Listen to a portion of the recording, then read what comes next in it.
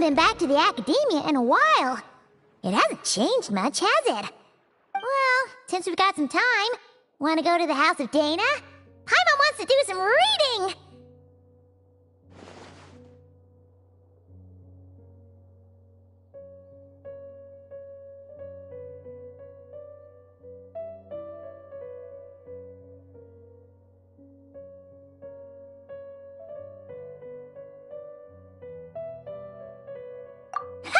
So you noticed!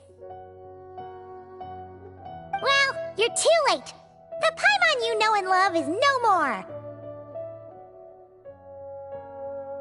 You're looking at Paimon Plus, a new and improved treasure trove of travel know-how.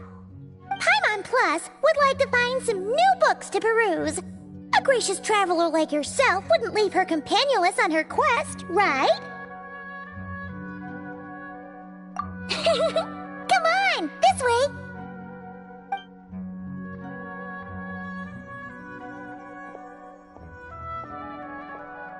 Oh hey! It's Kale and Cyrus!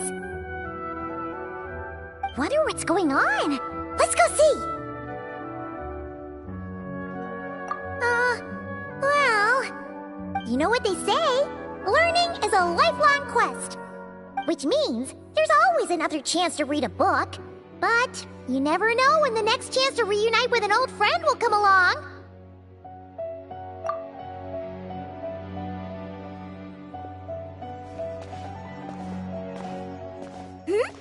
Traveler? Paimon? You're back in Sumeru? Oh, hello you two. It's been a while. Looking to spend time with some old friends? Yep. We saw some familiar faces, so we came to say hi.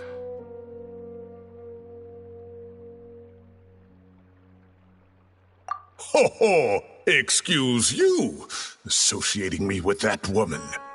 And if you're going to remember me that way, you should at least mention my tomato growing skills.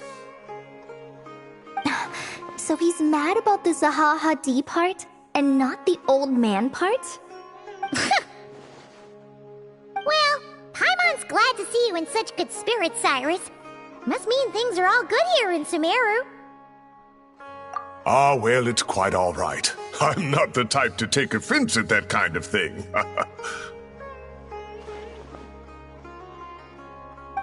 You definitely are. Anyway, what were you and Kale chatting about just now? Ah, that. Well, it was quite a spontaneous meeting. I was leaving the sage's office when I spotted Kale in conversation with a Mahamata, and it looked serious. I thought something bad might have happened, so I hurried over as soon as the conversation ended. But as it turns out, our Kale is moving up in the world. The academia even hired her as a consultant. Wow! That's incredible! Oh, it's nothing, really. Look at that, so humble. Takes after me, she does. Not at all. Not at all. No, wait. I didn't mean that to sound like I don't think you're humble, Mr. Cyrus, because of course you are. I just,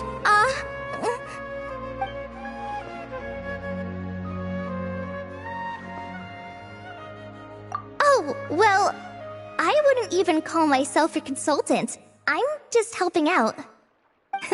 Now that the new semester has started, a lot of students and scholars are doing fieldwork for their research. But it can be dangerous for those who don't have a lot of experience in the wild.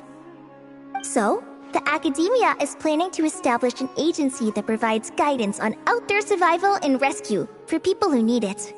Oh, Paimon gets it! So, you're here to explain rainforest survival as a representative of the Forest Rangers! Yeah, pretty much. Of course, when it comes to tips on deciphering mechanisms or defeating monsters, that's for people who are far more senior than me to handle. And speaking of which, since we're short on manpower, the person in charge at the academia said we're still accepting newcomers. If you're interested, you're welcome to join and share your insights. Ah, seizing the moment. Well done, Cole. Recruiting someone as capable as the Traveler is a great idea.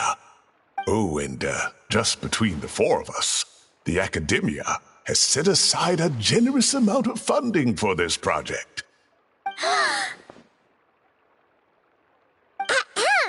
Well, since Kali's thrown her hat in the ring, we should help out too. What do you say, Traveler? Great! We're all supposed to meet up in Aru Village later, so I guess we'll regroup there. I was kinda worried, since Master Tainari isn't around to help this time, but now I feel much better!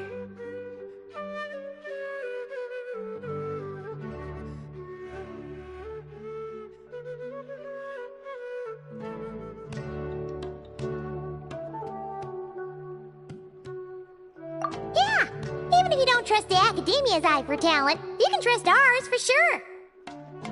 And mine, of course. I have as good an eye for people as I do for tomatoes. Well, there you have it.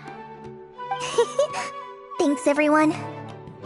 Oh, speaking of Tainari, how are things with him and the others? Good, thanks! All the Forest Rangers are doing great! Oh, but Master Tainari did mention that Sino and Sethos were heading to Gandharvaville. I'm not sure if it's for work or something else. Huh, knowing them, could just be to play some cards. I'm not sure. Apparently Sethos is bringing someone else with him too. But with my academia commitment, I didn't have time to ask for more details. Huh, well now Paimon's curious. Should we go check things out, Traveler?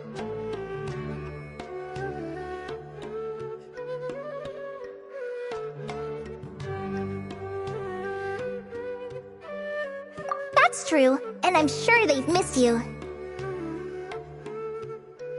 Now that is how it should be between friends. Getting together to play cards or enjoy a meal. Yet here I am, stuck with Nephis, who only ever calls to talk about research. Well, I won't delay your reunion any longer. Until next time. Goodbye, Mr. Cyrus. Take care. Alright, I should probably get going too. See you later, guys. Come find me in Aru Village when you're ready.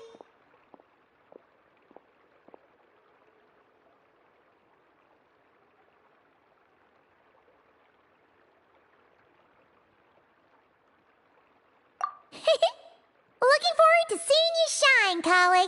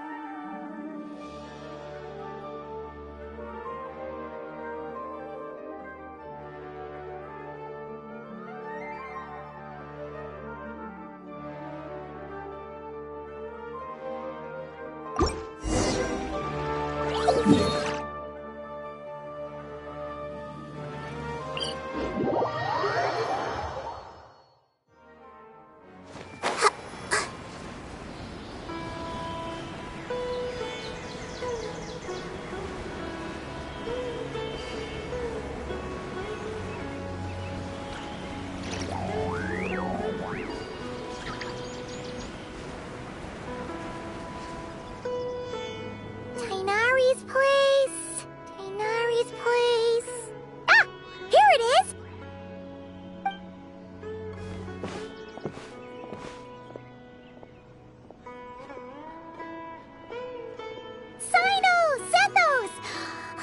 gates here. Oh, and Layla's here too. But, oh, she doesn't look too good. Did something happen? Ah, Paimon, Traveler. It's good to see you. I'd welcome you like a proper host, but I'm a bit busy at the moment. Apologies. No need to look that worried. My observations indicate Miss Layla's condition has improved quite a bit. There's no danger to her mind. She's just fatigued and needs some rest. Excuse me for a moment while I blend some calming incense. I'll let you two explain the situation. All right.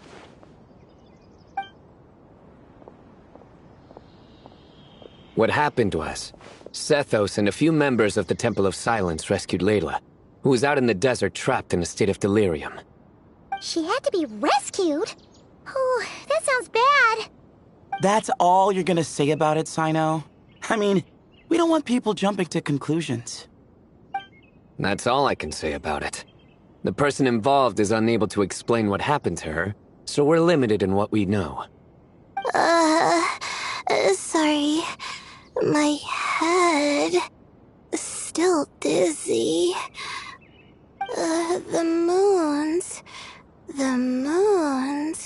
Exactly how many are there?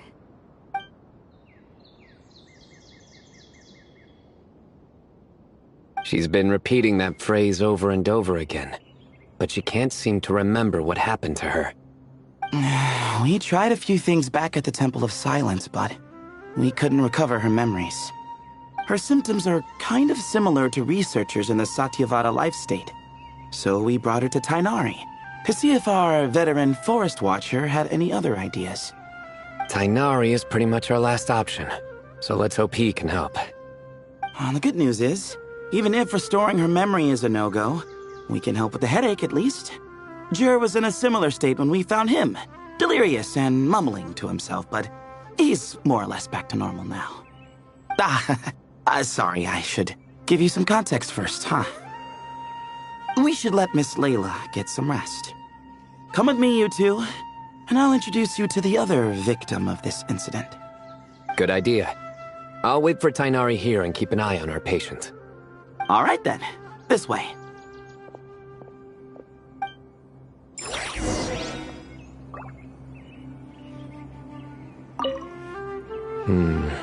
Something strange is going on.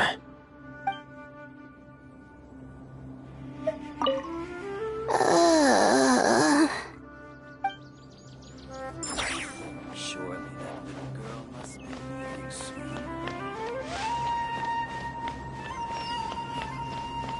How many rivers are yesterday? We told of 5 dusk birds.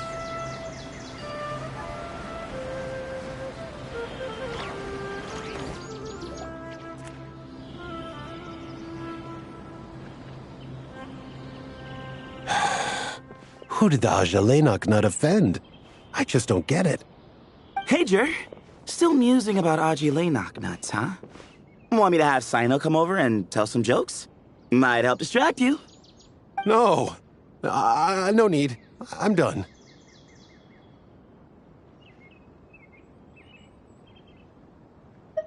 Oh dear. Another master of puns. One of Sino's card buddies, actually. I think I might just take that as my cue to head back to the desert. Hold on. So, what's the deal with the Ashilenok nuts? Other than the bad Sino jokes. We'll get to that. But first, introductions are in order. This is Jur, a member of the Temple of Silence. And you remember the Traveler, right, Jur? Of course. I'd never forget a participant in the Rite of Duels or the hero who saved Sumeru. Awesome. Could you go over what happened to you one more time, Jur? Our valiant hero is gonna help us get to the bottom of this. Might as well join since you're here, am I right? Just hear him out. You're gonna want to uncover this mystery once you do. I'd bet on it. Well, I was on an expedition in the desert not too long ago. when I got caught in some quicksand. Later, it became obvious it wasn't normal quicksand because instead of sinking to my death, I fell into an undiscovered ruin. In my panic, arms and legs flailing about, I suspect I touched some things I shouldn't have. Because in that brief moment, an enormous amount of information came surging into my mind. I would hesitate to even call it knowledge, because my brain had no capacity to process the information. To use an analogy, it would be like trying to stuff thousands of Agelenok nuts into a small water skin without it bursting. Sorry again with the Agelenok nuts, I know. It's fine. We're getting to that part of the story anyway.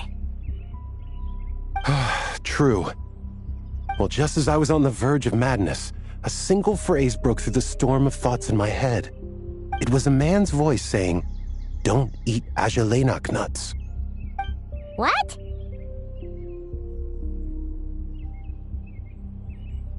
I know it's hard to believe, but that's what happened. I was saved by the phrase, "Don't eat Agelenok nuts." I'm not sure. I'm not even certain it was a man's voice. It's hard to remember now that I've been repeating it so much myself. Anyway, the good news is I no longer feel like my head is going to explode. Of course, the bad news is that phrase has been stuck in my head for the past few days. Wow. But doesn't it have the opposite effect? Like, the more you say don't eat it, the more you want to eat it? Yes, that's exactly right. Whoever the voice belongs to, I don't know what his deal is with those nuts. Well, the world's a big place. There's bound to be people who don't like sweet stuff. I suppose. Strangely enough, I'm starting to think the voice belonged not to a man, but a cat. A cat? How? That's the question, isn't it? What would a cat be doing in an abandoned ruin like that? Just as my mind was reaching its breaking point, I could have sworn I heard the sound of a cat guiding me to exit. But when I came to, all I saw was endless desert, and Sethos shaking me in a desperate attempt to wake me up. I'll admit, it was pretty terrifying seeing you like that. Staring off into space and mumbling about Agelenok nuts. You sure don't sound terrified. Sorry. It's not that I don't care. It's just kind of hard for rambling about Agelenok nuts to sound menacing. Now, what Layla was saying, on the other hand, that is much creepier.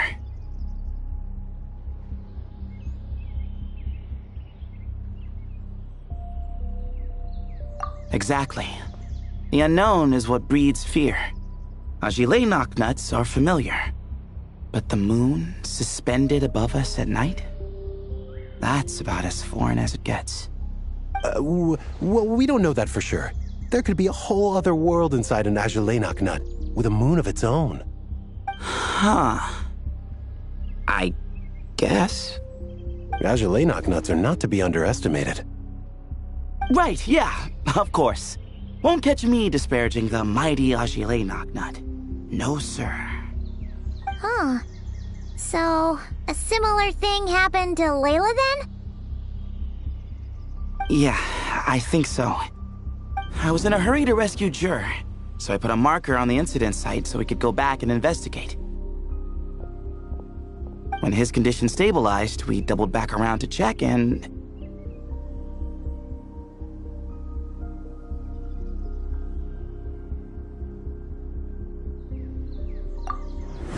Exactly. Multiple victims with the same symptoms at the same location. It wasn't hard to conclude that something is seriously wrong with that place.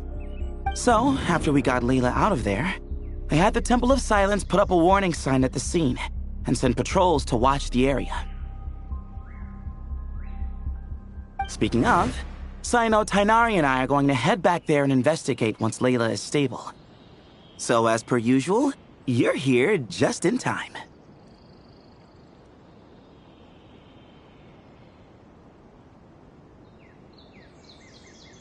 That's for sure. But there's another reason I want Sino and Tainari involved in this. Because the story doesn't end there. Right, Jer? Oh, yes. Where was I? The Ajalay nuts butted in and I... Right. Yes, the cat. As I followed the cat noises, the voice said something else. So, there are those from Tula who still endure. I thought that was strange, of course, because, well, was the voice referring to me? Records of my ancestry are rather sparse, so I'm not sure if my bloodline even traces back to that place.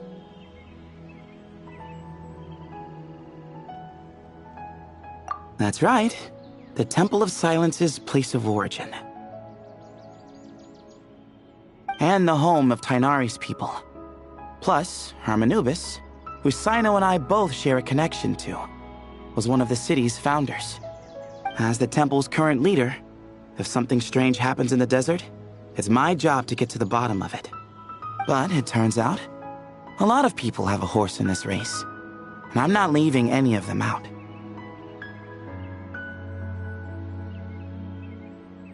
See? Knew you'd join. But yeah, that's all we know about Jer's situation.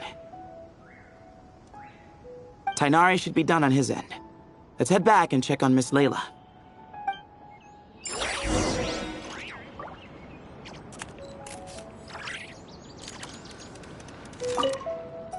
There are records in the Temple of Silence that speak of the ancient desert people's love of raising cats. Perhaps I encountered some ancestral cat spirit, long since passed on.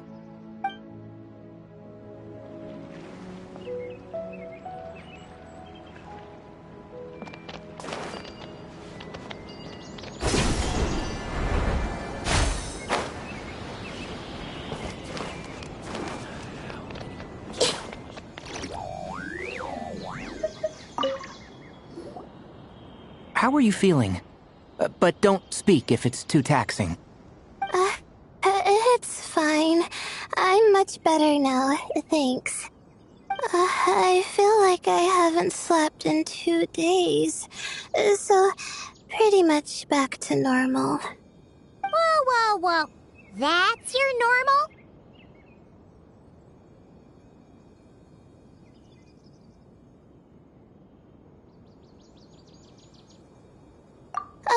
Traveler, Paimon, I thought I heard your voices earlier. Oh, and, I'm sorry. Huh? You don't have to apologize. You didn't do anything wrong. No, I just mean, I think I'm about to disappoint you. My head was kinda muddled earlier, but I still heard your conversation. I know you're trying to figure out what happened to me, and I want to help. But, I really don't remember anything. Does your head still hurt? No, I feel fine. The incense you made helped a lot. I'm still hearing those words in my head, but other than that, I'm okay. It's just, all I remember are those words. Everything else is a total blank. One moment I was heading to the stargazing point I'd calculated, and the next, I was on my back in the sand. The same phrase playing over and over again in my mind. How many moons are there in the sky? Sethos, did your friend Jer suffer from memory loss too? Not really. His memories are blurry, but there aren't huge gaps like this. He remembers touching something. Someone talking, a voice mentioning Tula, and hearing a cat lead him to the exit. A cat. Did you hear it too? Huh? Now that you mention it, I think so. It was so soft. I thought I was imagining things. Which means, at the very least, what the two of you experienced while escaping the ruin is consistent. A single sentence repeating in your heads, and the faint sound of a cat. Still not a lot to go off of. Agreed. Oh, is your head hurting again, Layla? No, I was just thinking. Maybe my memories are blank because I was sleepwalking at the time. Sometimes, my friends and classmates tell me about things I don't remember doing, or places I don't remember going. I don't talk about it a lot because, well, I don't even know how it happened. But I don't want my personal circumstances clouding your judgment. So I, just wanted to mention that. Ah, I see. Well, thank you for telling us. But I don't think we need to dwell on that for now. We're gonna check out the site of the incident for ourselves, so that should help us come to our own conclusions.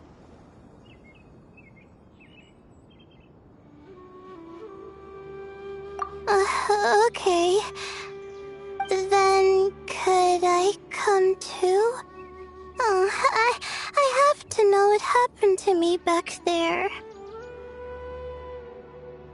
Sure, but on one condition. You need to be in tip-top shape before we head out.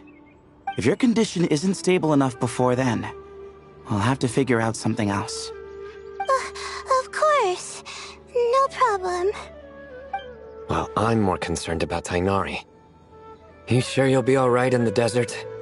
You say that like I'll evaporate on first contact with sand or something. Call it curiosity. If this concerns my ancestors, I want to figure out what's going on. Anyway, as long as I take things slow when the sun's out, I should be fine with the right preparation. Besides, it's a good idea to have a doctor on hand in case of emergencies. So long as our doctor doesn't become the emergency. Well, if that happens, I suppose I'll just have to rely on the kindness of my entourage to haul me back home. All right, well, that all sounds good to me. Let's meet in 2 days like we agreed. Jer and I are gonna head back to the Temple of Silence to do some research in the meantime. See you in a couple days. Sounds good.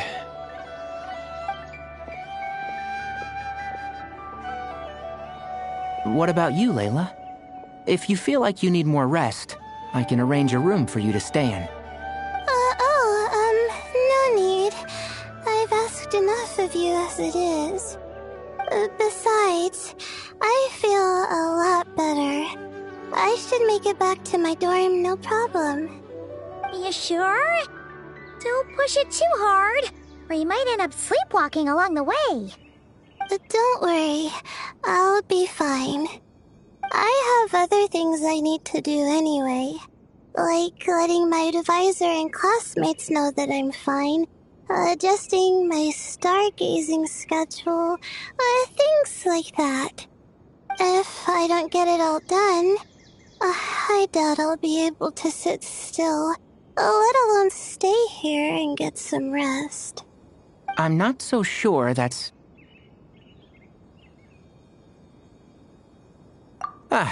a much better idea.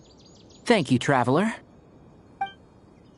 Of course, if anything starts to feel off, come back for a checkup right away.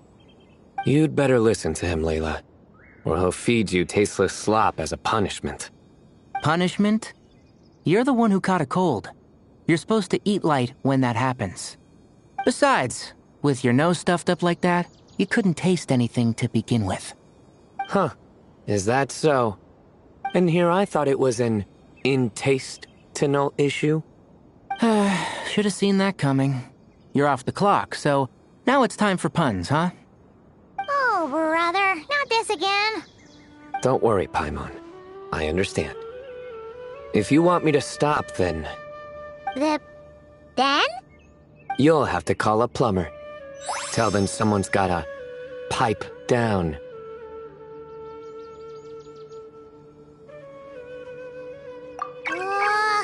This is getting more insufferable by the second!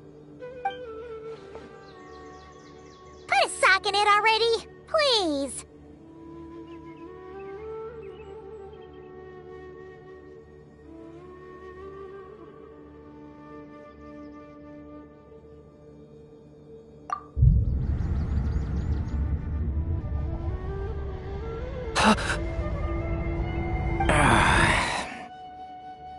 Paimon's done with this game. You win, okay? Let's just get out of here. Please. All right, you stay safe. I'll try to stay sane.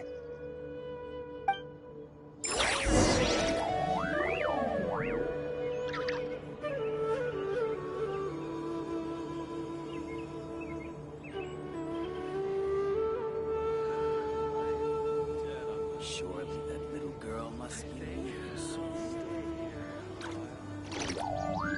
What they say is true.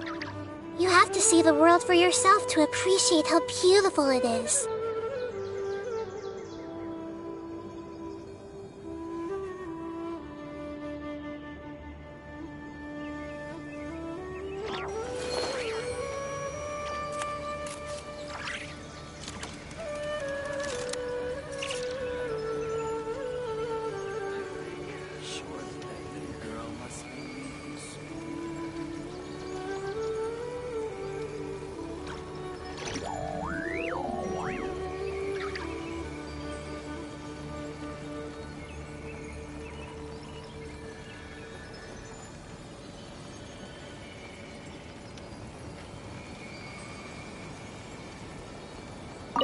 It seems your jokes have improved with practice, Traveler.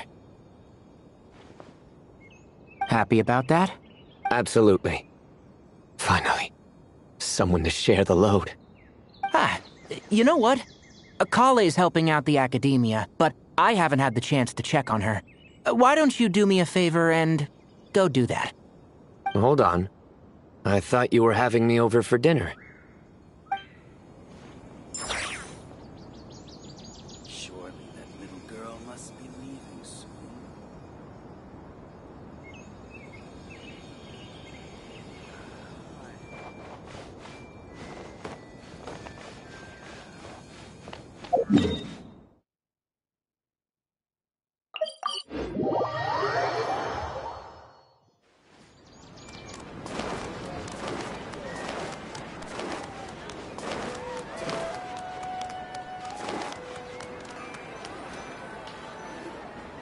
Moons. Azulenok nuts.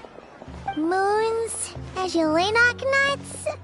Are the moons going nuts?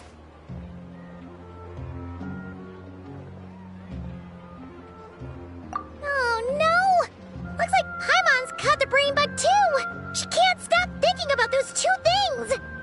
Oh, Paimon's gotta clear her head. But how? Aha! Got it! The cafe over there! Why don't we head over for a quick pick-me-up?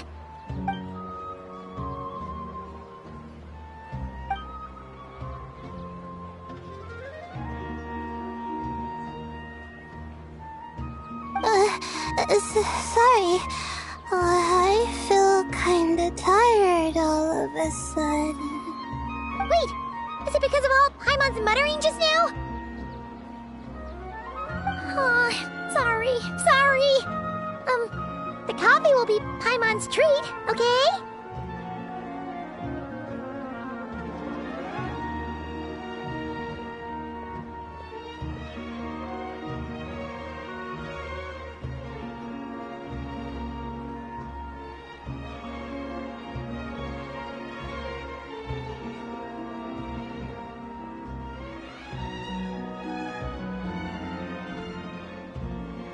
Hey! You make it sound like Paimon's stingy or something! Huh. Well, she'll just have to show you her true colors. Yeah, starting now. You sit tight and take care of Layla, Traveler. Paimon's gonna get us some snacks and coffee. Be right back. Don't go anywhere in the meantime.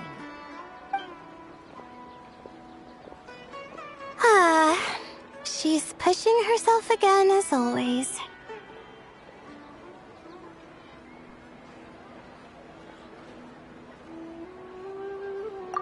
Saw right through me, huh? I apologize for the sudden emergence, but I didn't have any other options.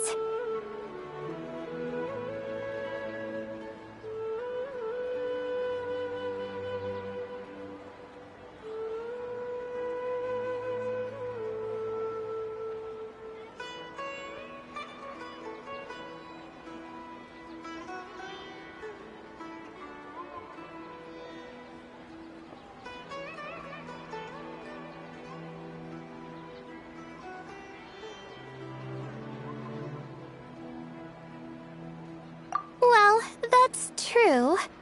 So, for our sake and your safety, allow me to fill in the gaps in her memory.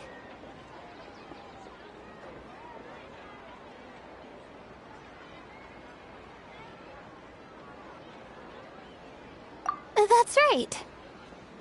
Layla was already in bad shape, stressing about her new study topic, focusing on the stars instead of her surroundings. By the time she realized the danger she was in, it was too late.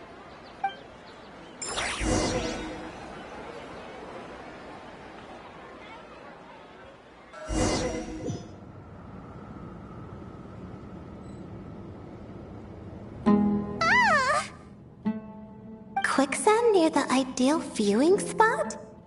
Wasn't expecting that. Looks like Layla's been under a lot of pressure lately. She hasn't been paying attention to her surroundings. But why would quicksand lead to a place like this? Well, all in all, looks like a common desert ruin. Guess there's nothing to do but try to find a way out. Oh, Layla, what have you gotten yourself into this time?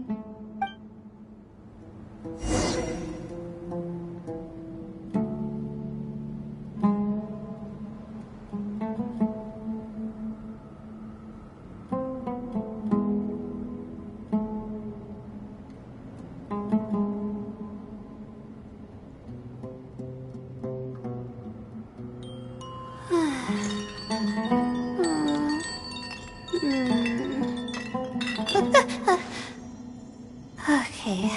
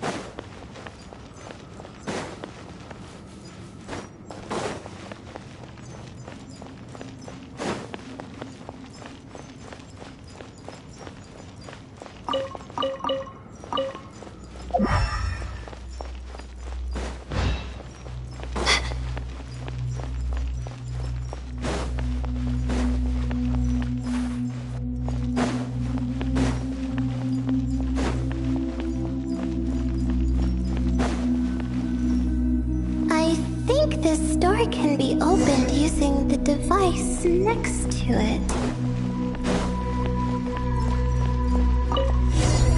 Just like I thought. Ugh, what was that? My head.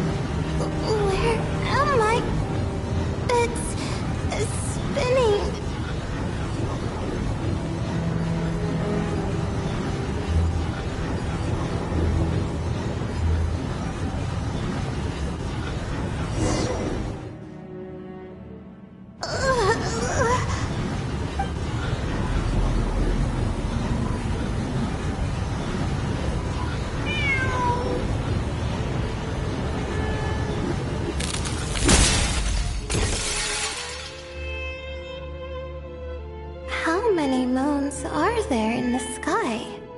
How many moons are there in the sky? Okay, information isn't rushing into my brain anymore. That's good. How many moons are there in the sky? My head hurts. But there are no more dark spots in my vision. And I can see in front of me. Still... How many moons are there in the sky?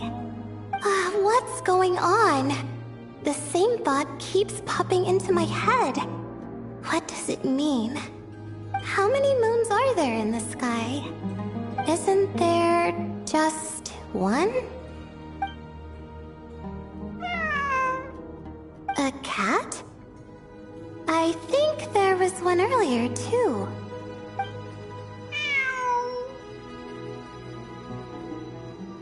I'm not hearing things. It really is a cat. But what is it doing here? How many moons are there? No! Stop it!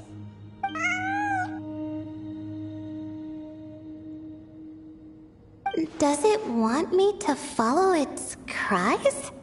Well, it's not like I've got other options. Come on, Layla. You can do this.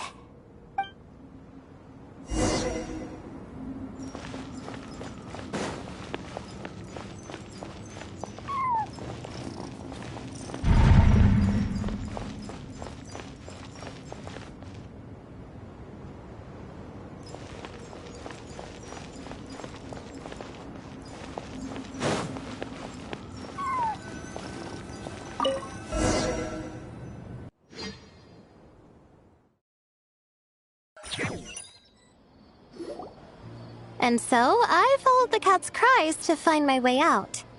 It was quite a kind creature. It didn't even leave until the other me started to wake up. Thinking back, it all started when I touched that device. I've heard fellow students talk about it before. How the desert is full of objects that do strange things. Sometimes it's just a minor inconvenience. But other times, devices like that can cause massive trouble. Of course. I forgot how much adventuring experience you have. Still, carrying an umbrella doesn't mean you can't get soaked, so just be careful and stay away from unknown devices. No need to thank me. You and Layla are about to head into dangerous territory together. You need to be safe so she can be safe. Well, I think that about sums it up. And just in time. Your coffee's here. Traveler? A little help over here?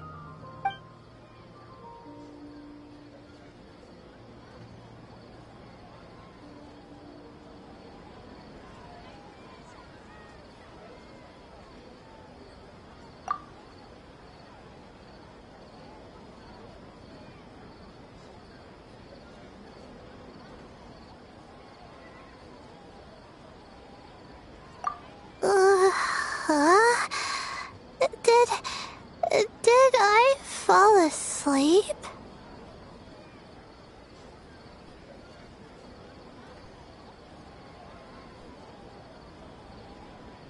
Wow! Paimon didn't even know she had such an impressive skill. Ha! Does that mean since Paimon bought this coffee, it will just make you sleepier? A beverage that puts people to sleep. Better saved for work hours, I think. What? So you can nap on the job? Who does that? Huh? Oh.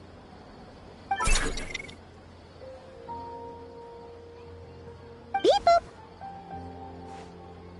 Oops. Oh, hey them! Kaveh! Nice to see you! Oh, and you too, Marak!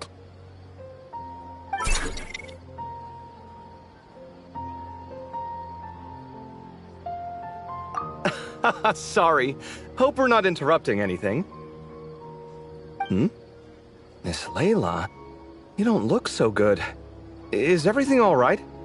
Oh, I'm fine. I was sleeping just now, so I'm still a bit... Ah, I see. And we woke you, didn't we? I'm sorry. We shouldn't have been so loud. No, you didn't. I didn't mean it like that. Sorry.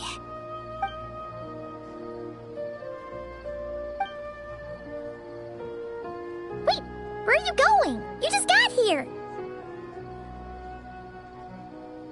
I'm going to do what I came here to do. Which is? Buy coffee beans?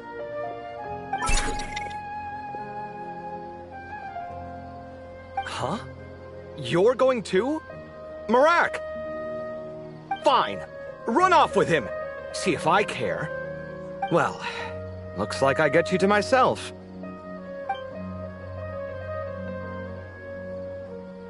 It's been a while, hasn't it? How have you been?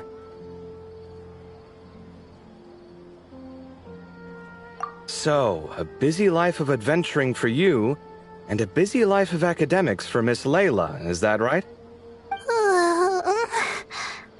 Oh, is something wrong? Ah, the desert's not always the friendliest place, that's for sure. And from the look on your faces, I'm guessing this problem's not resolved?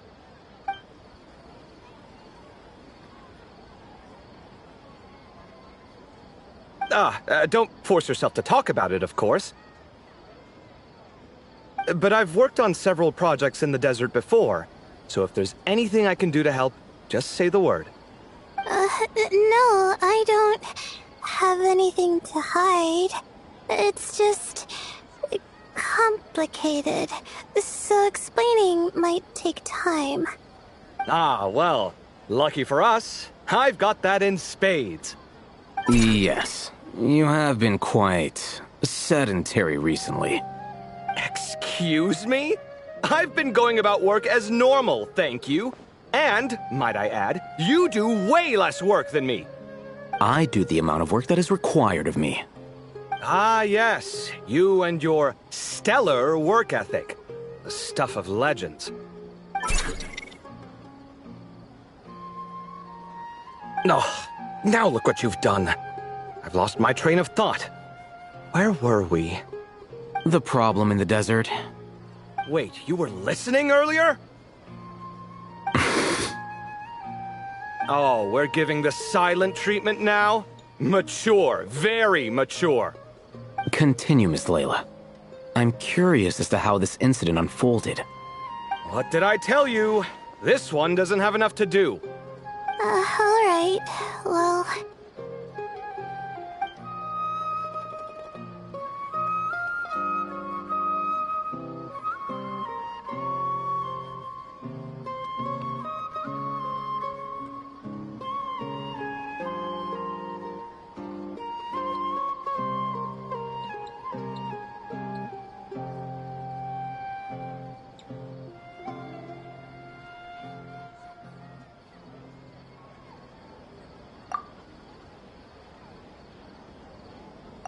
Could you still use some extra hands on this investigation team of yours? Huh? You want to join, Mr. Covey? That's right. I think my experience studying desert mausoleums could be of some use here.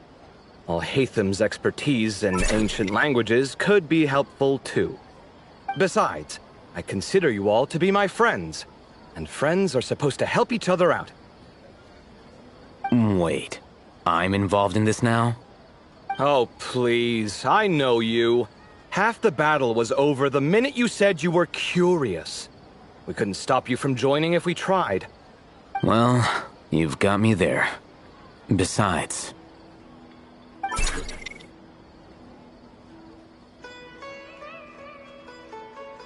this suitcase of yours has been jumping at the chance to volunteer for a while now. I imagine...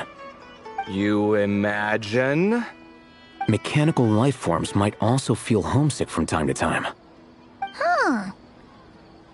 Huh. Now that you mention it, Marak's core was a component sourced from the desert.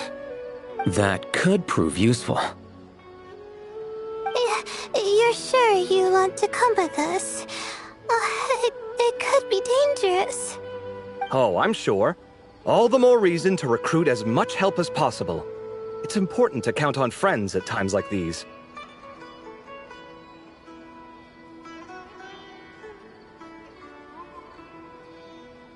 Our pleasure.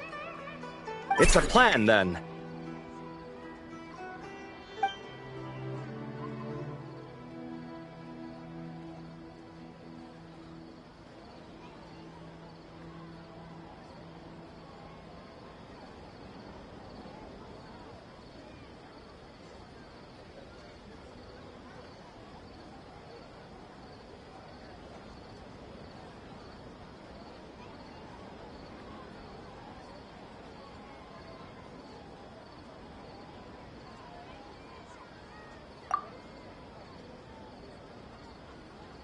All right, we'll head back to our place to get ready.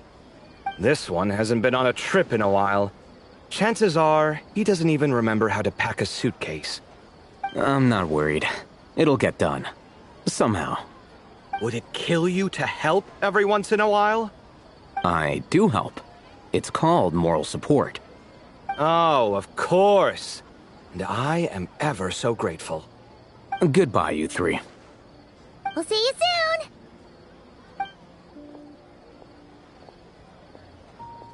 Oh, and Kaveh, your coffee beans! You were too busy glaring at Alhaitham, you almost forgot them!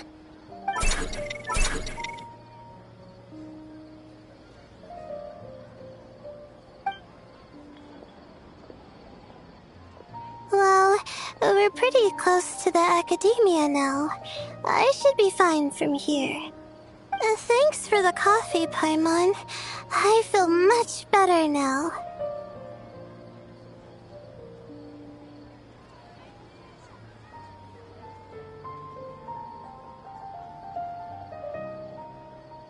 Right. I'll follow the doctor's orders. Or try to, at least. With the blessing of the stars, I hope we all get a good night's sleep.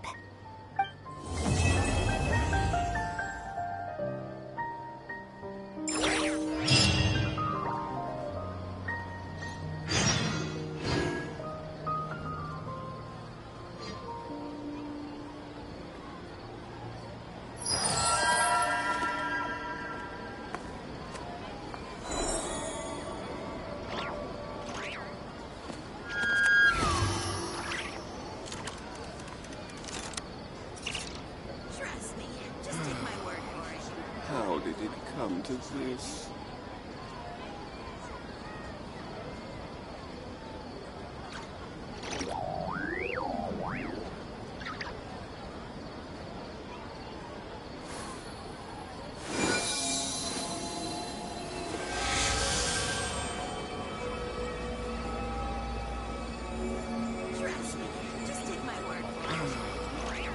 How did it come to this?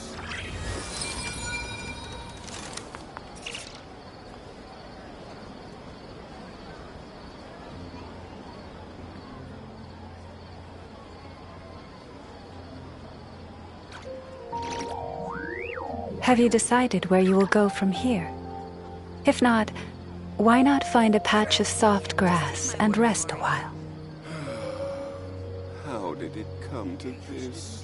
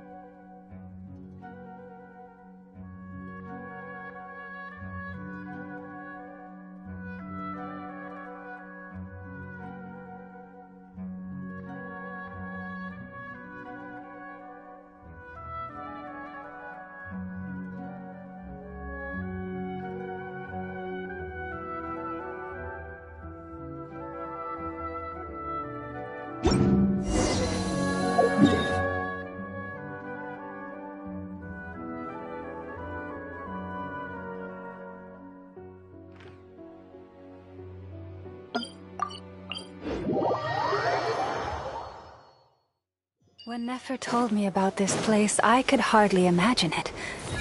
But here I am, seeing it with my own 2 eyes.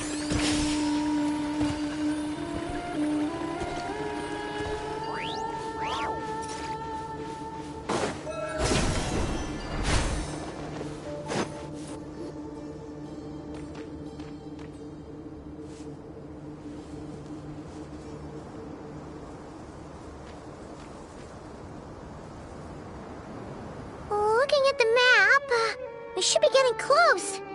Speaking of which, the closer we get, the more Paimon's heart feels like it's beating out of her chest.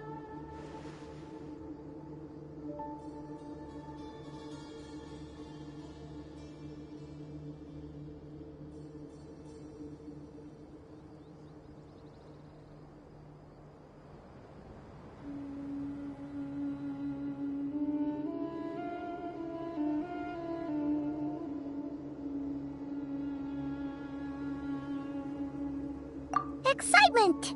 Yeah, sure, that's it. Oh look, it's Tainari and the others. Everyone's here bright and early.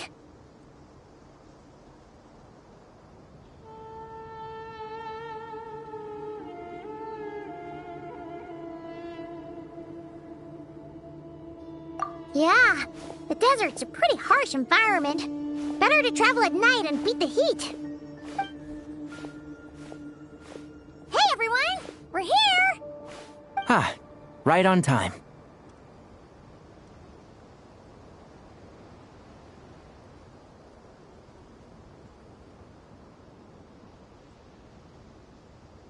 You don't need to worry about me.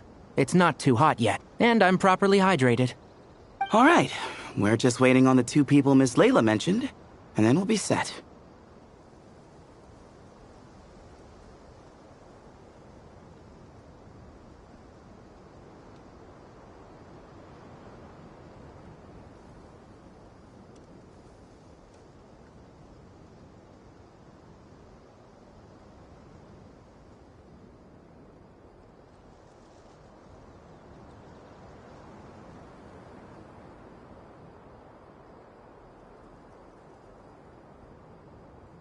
He's staying behind.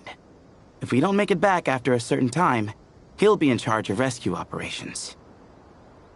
You can count on me. Nice! You thought of everything! Oh, and Cyrus said he'll be in Aru Village, so he's also available if we need help. Haha! Amazing! Having people to watch our back is making Paimon a lot less nervous.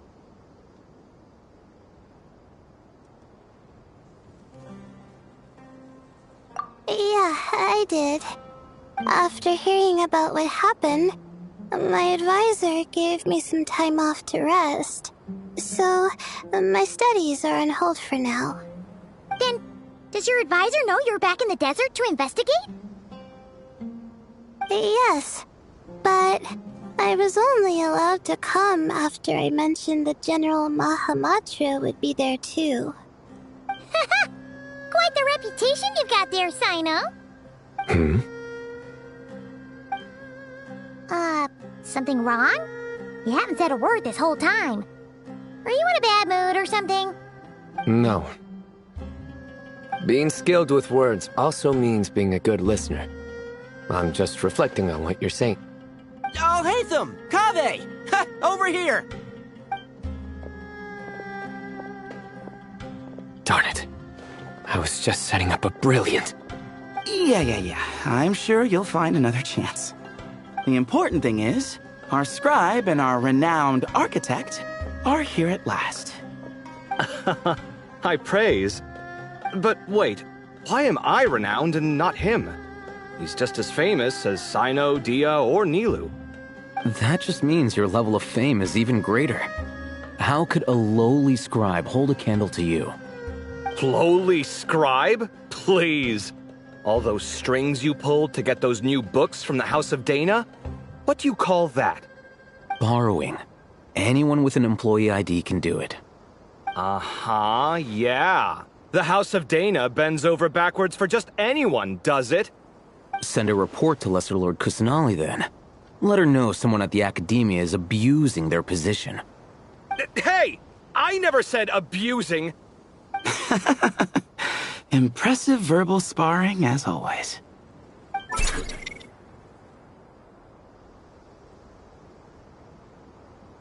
Oh, hello to you too, Marak. Well, looks like your assistant is raring to go, Kaveh.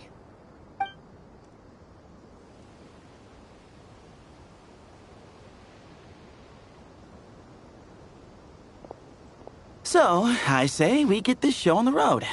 No sense delaying the inevitable.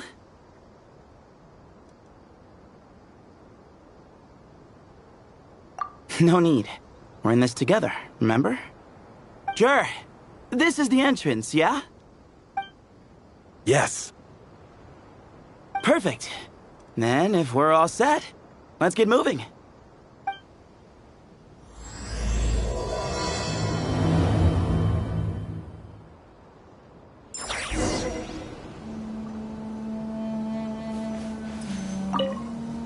I hope everything goes well in there.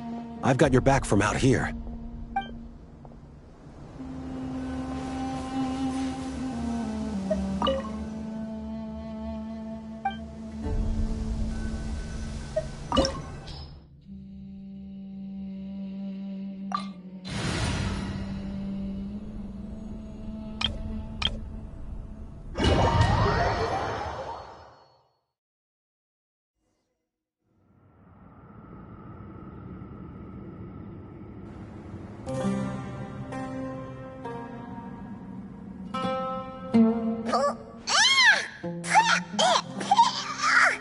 Paimon's mouth is full of sand! Ugh. So that's what falling into quicksand feels like? If this was quicksand, we would have struggled to breathe. No. I think this was regular sand, and we didn't sink into it. We fell through it. Into this place. Agreed. In other words, sounds like a you problem, Paimon. Ha ha, very funny. No, wait, Paimon's the only one. Ha! See? What? I'm the only one with sand in my shoes? Yeah, right.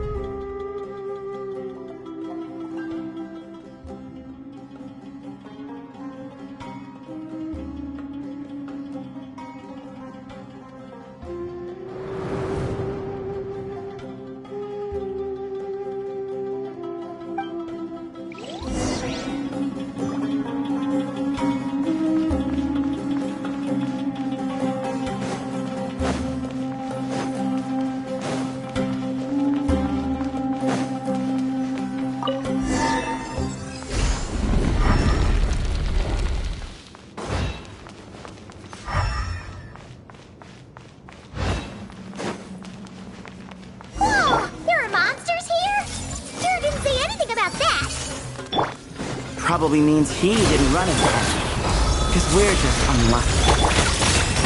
Not the best sign of what's to come. We'll be fine. Let's just use up all our bad luck, and we'll be golden.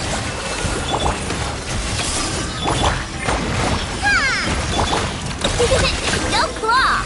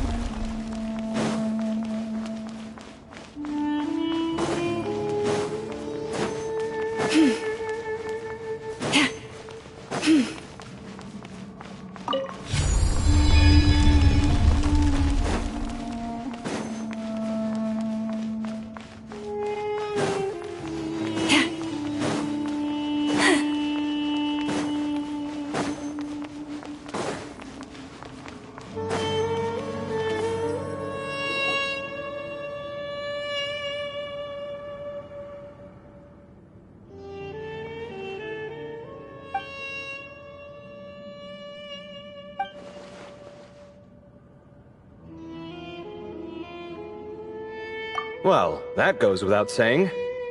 Fair point. There's just one problem, though. The only way forward is through that door. Ooh! Is it time to hunt for a key? Paimon loves this part. Don't worry. With our adventuring experience, we'll find it no problem. Let's get searching!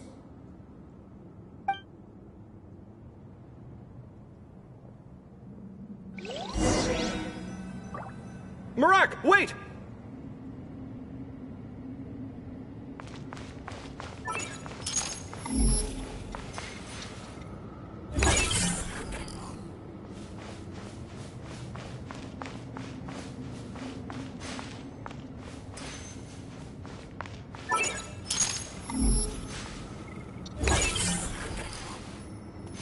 Marak seems interested in these jars. Go smash them. Ah, well, we would hate for you to have to lift a finger.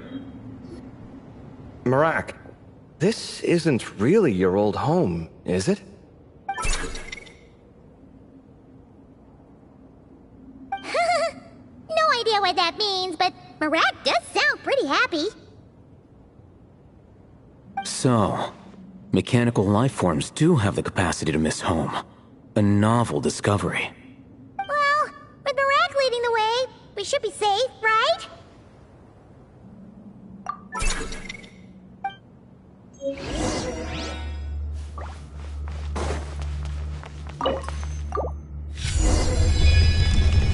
Good thing you decided to join, Kaveh. Otherwise, our investigation would have ended at that door. It was nothing that I did. You should thank Marak instead.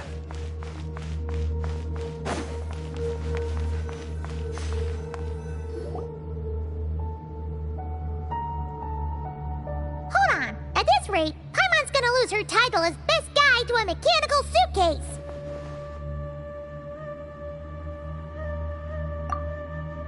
Aw, thanks. Hey, wait. What do you mean, useless? Well, no weird mental symptoms so far.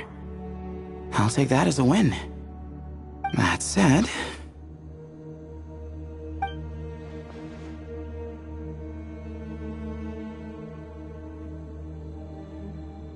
There are 3 doors here.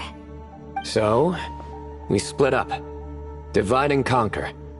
Otherwise, this whole thing is in ruins. No pun intended on that last part. I swear. Yeah, that might be our best option. Good idea. And the minute things go south, we go back the way we came. Ooh, this is getting exciting! So, who's teaming up with who? Paimon calls dibs on the Traveler!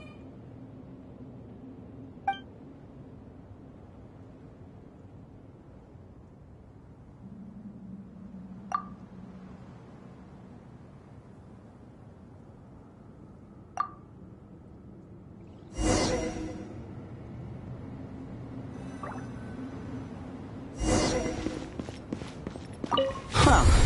This takes me back. The last time we were in the desert together, the 2 of you came all the way out here to gang up on me.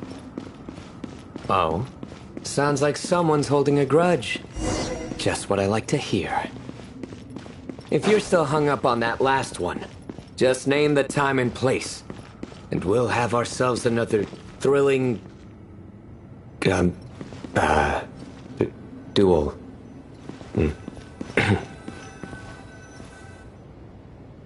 This chamber is huge. I can't even imagine what it's used for. Oh. What's wrong? I seem to have stepped on some kind of stone slab. Huh. There's a pattern on this, but it's hard to make out with all the dust. Huh? Look! The shape seems to match the markings on the ground over there.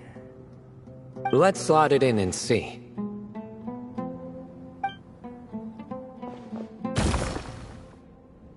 And we have a match.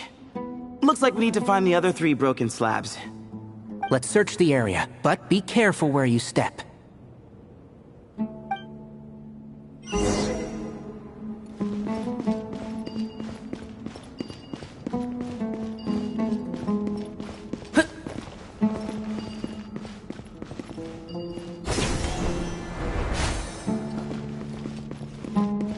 Ooh, got one! Ouch! But watch out! The edges are kind of sharp. Keep up.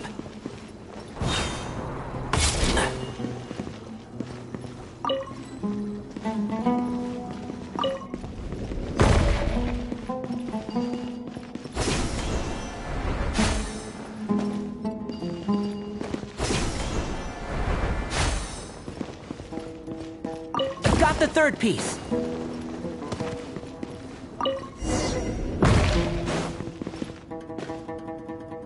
We just need one more. Huh. Look! A cat! Could it be the same one Jer mentioned? I don't think we need to worry about startling him. He doesn't seem afraid of people. Yeah. If anything, it seems like he wants us to follow.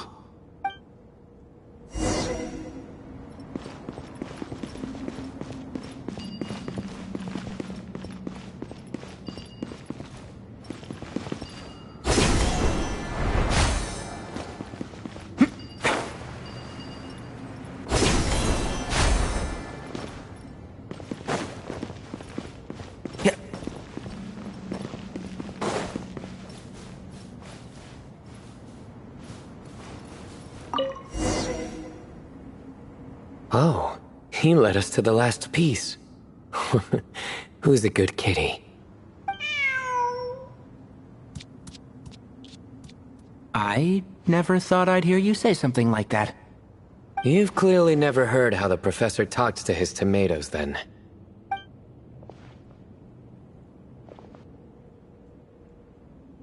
Alright, well, that's that. Now, we need to figure out how to get rid of all this dust. Behold, the great Vayu Viastra. Be honest. You've been waiting to say that for how long now? Just activate the mechanism.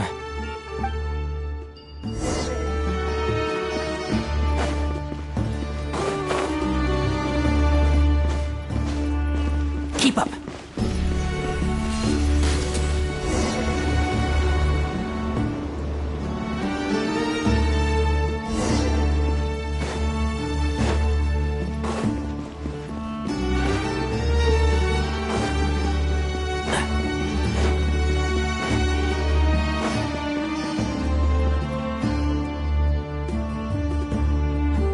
Huh.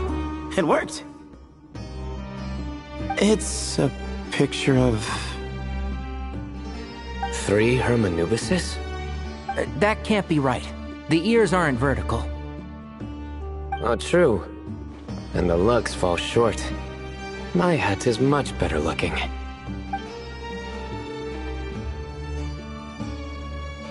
A goat, an ibis, and a crocodile. Oh, wow. Our botanist knows more than just plants. Riveting observation. I was just thinking. These 3 figures look a lot like the 7 pillars of King Deshret. That's right. These are our colleagues. Our what now? You sure about that? Just kidding. But what I meant by that is, these were Hermanubis' colleagues back then. The middle one is the Goat King Harashef, Minister of Ministers, the god Amun's most trusted chancellor. Records say he was the deputy king of the Desert Sands, chief among the 7 pillars. Someone even more impressive than Hermanubis? I wonder if that ever got his goat. Sorry, couldn't resist.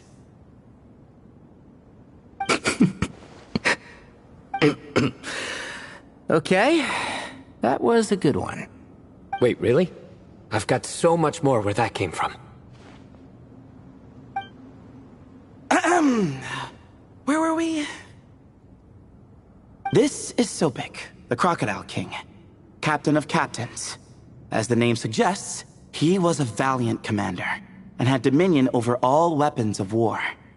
And finally, this is the Ibis King Thoth, scribe of scribes. Your memory's pretty impressive. I bet you're almost as good as me at memorizing cards. A scribe? Did he manage archives then? Like Alhaitham? Wait, that's all Alhaitham does? I never knew being an academia scribe was such a cushy job. Well, that's how his friend put it, anyway.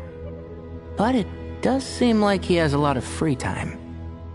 Well, I don't know much about the academia, but I'm sure the Ibis King had more responsibilities than that. The temple's records say he represented the wisest aspects of King Deshret, inventing the desert script and arcane arts at his king's command. He must have been quite the impressive man then.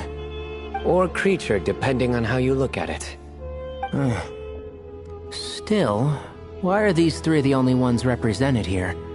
What about the other pillars of King Deshret? Maybe because the three of them were extra close? Huh. Kinda like us. Oh yeah! Maybe we should have someone inscribe us on a commemorative stone slab too. Or we could just take a picture. It would serve the same purpose. Anyway, no more distractions. Huh. Doesn't it look like there's writing carved into the corner? Huh. There is. And it's in the ancient desert script too. Looks like the Ibis King left you some homework. Give me a sec. I'll try and translate it.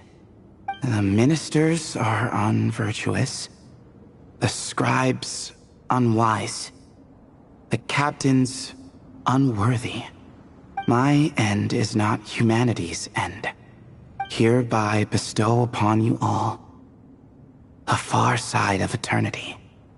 Wait, so they went to Aru? It doesn't sound like it was their idea. The far side of eternity is said to be the final land of dreams for all desert dwellers. But if such a place did exist, wouldn't it also be an inescapable prison? Yes, and based on the writing here, it's clear King Deshret wasn't pleased with these three. This gift he bestowed upon them seems more like a punishment. Such is the power of a king, I suppose. Which means the goat's the one who got in the end. Huh. Yep, not as good the second time. What? Impossible. Well, looks like that's all we can learn here. Should we keep going? Yes, no time to waste.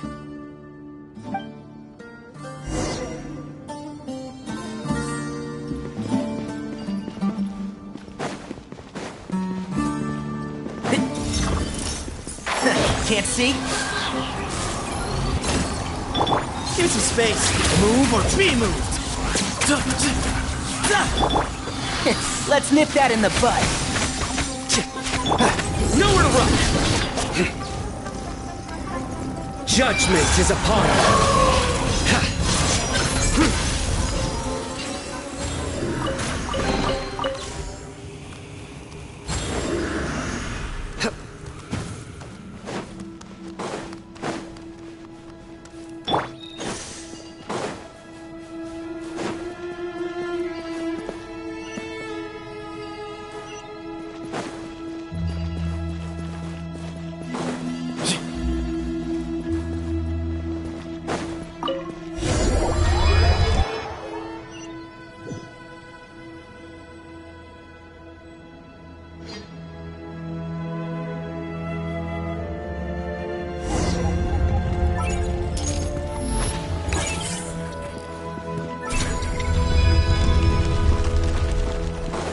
Jeez, who knew a suitcase could be so fast? Marak is nothing like this when it comes to housework. Hey, wait up! A scout's job is to take the lead. Just let Marak figure it out. Easy for you to say. I'll be the one doing the repairs if something happens. Why don't you go scout ahead then? When I think of a comeback, I'll let you know. Oh, Marak stopped. What is it? Found something? Looks like something covered in sand. Let's get it out then. Come on. Oh, it's a stone slab. Good job, Marak. Let's take a look. Huh. Looks like this part of the picture goes over there?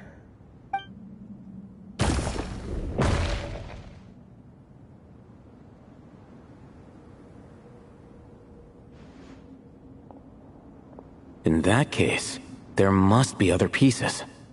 All right, and let's look around. Hey! Why are you sitting down? I thought Marak was helping. Oh, so you do know what that word means. Great. Are we supposed to just sit back while Marak does all the work? No, I doubt you could do that. Exactly. But I can.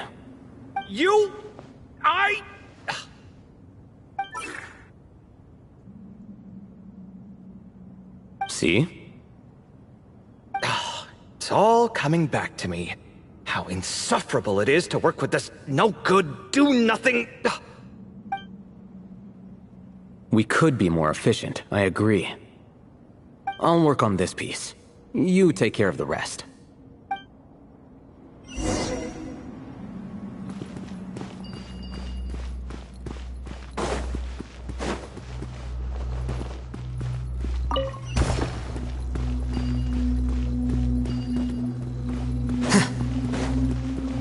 Found one!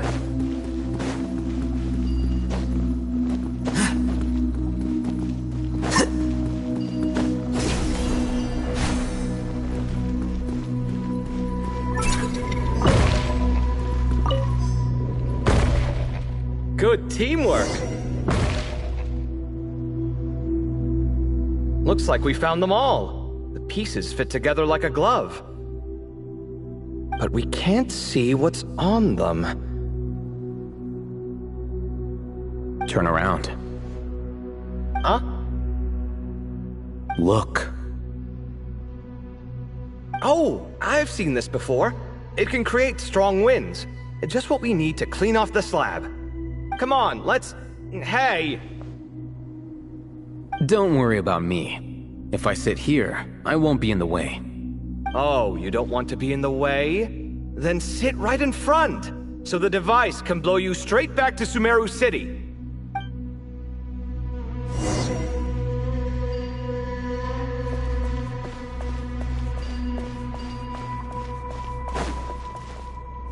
Sight clear!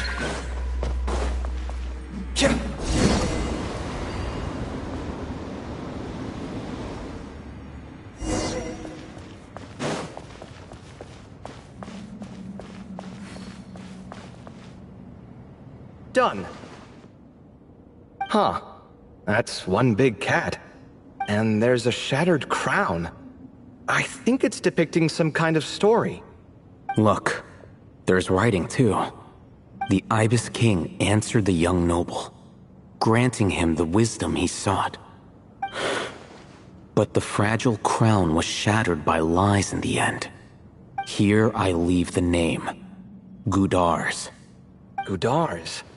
I've seen that name in a history book before. He was a young noble who sought to save his realm, and a king who once united the desert. That's right. Although his methods were rather shameful. During his long reign, he betrayed his family and the nobles who supported him, only realizing the error of his ways after his enemies left him nowhere to turn. But by then, it was too late.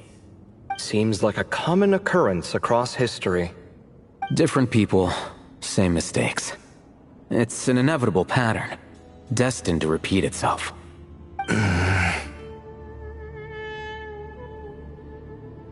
The writing mentions the Ibis King, but a cat is depicted here.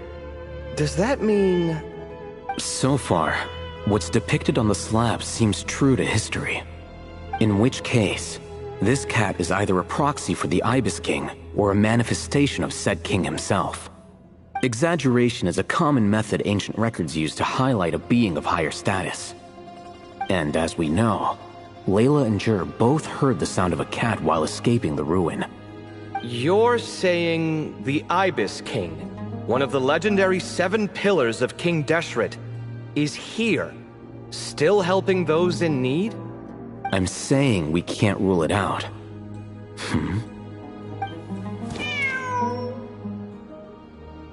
Wait, there it is! The cat!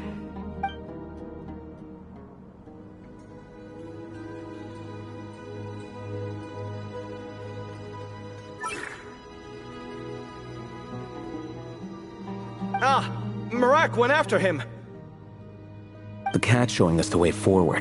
Come, let's follow. Okay.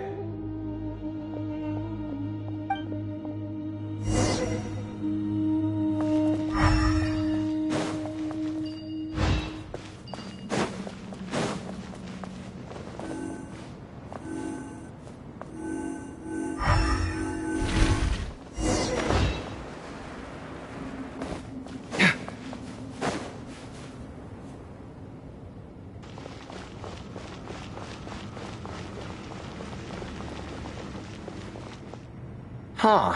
The cat's gone. Yes, but look where he led us. Oh. Another slab.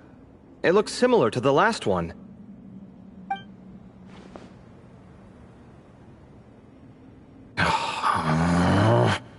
Oh, by all means, take your sweet time. Wouldn't want you to overexert yourself.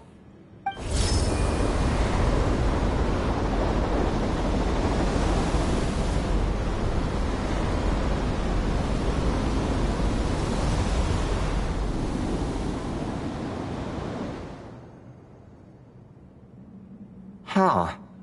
The scene depicted here seems to be a different tale. The Ibis King answered the Jinn-blooded dancing girl, granting her the wisdom she sought. But enemies plotted to kill her close kin. Snake venom was her self-chosen end. Here I leave the name. Makaira. The Temptress of Woe? You've heard of her? Of course. I don't just sit around doodling all day. She's mentioned in tons of papers about the desert. As I recall, she was given as a gift to the tyrant king of Gurabad, and later seized the opportunity to kill him. After getting her vengeance, she reigned as queen for many years, until her enemies attempted a coup, and she took her own life. That's more or less the version I've read as well. It seems this queen also had dealings with the Ibis King. Yeah, I'm starting to find this whole granting wisdom business a bit concerning. I mean, considering how Gudars and Makaira ended up, it might not have been a good thing. But, at the same time, if the cat guiding us is linked to the Ibis King, then he doesn't seem like a villain either. People are complicated. And the same is true of the servants of the gods, no matter their wisdom or power.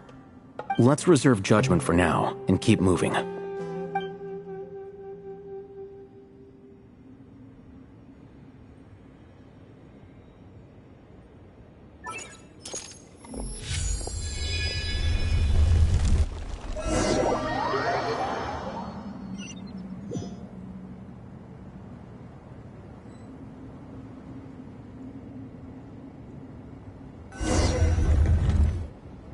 Oh, Paimon meant to ask earlier. Have your memories come back, Layla? No, sorry. To be honest, nothing about this experience feels familiar. Besides, my focus is the stars, so I don't spend a lot of time exploring ancient ruins. Guess that makes us the senior researchers in this scenario. Stick close, alright, Layla? Okay.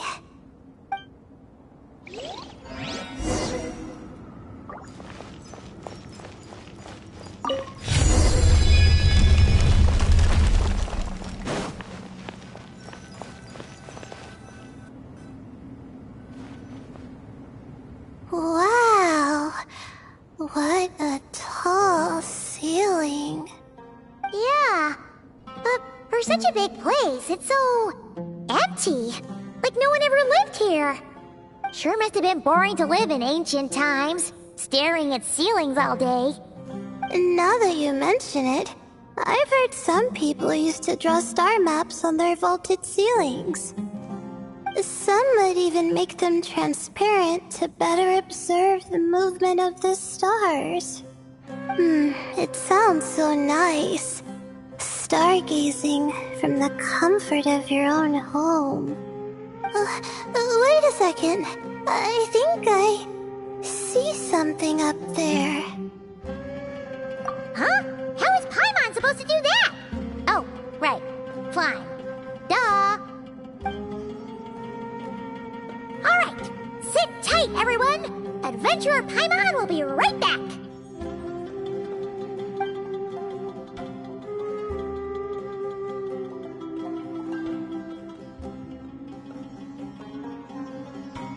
Okay, so, there's nothing super special up there. Just a couple of shelves, tables, jars, and scrolls. And a whole bunch of dust, dirt, and sand. You really want to search through all that stuff? Well, when you put it that way... Come on then, let's see what we've got. Paimon's hoping for something super valuable. Thanks. I'll stick close.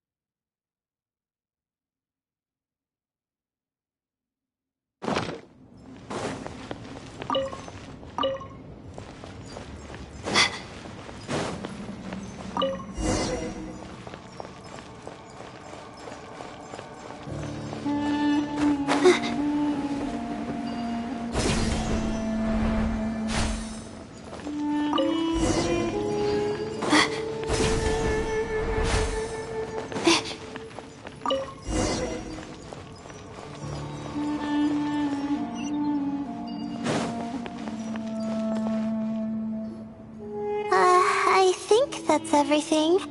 Most of the documents are in the ancient desert script, except these ones. These seem old as well, but the handwriting makes them stand out. Right! Let's arrange them in chronological order before we read through.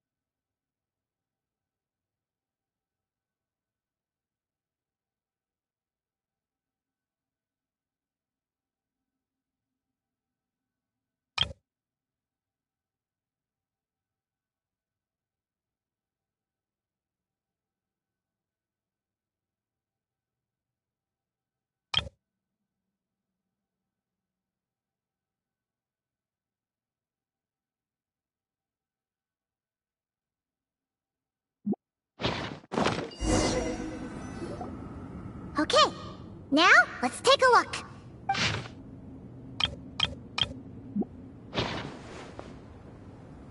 Maybe this person fell in by accident, like Mr. Jur and me.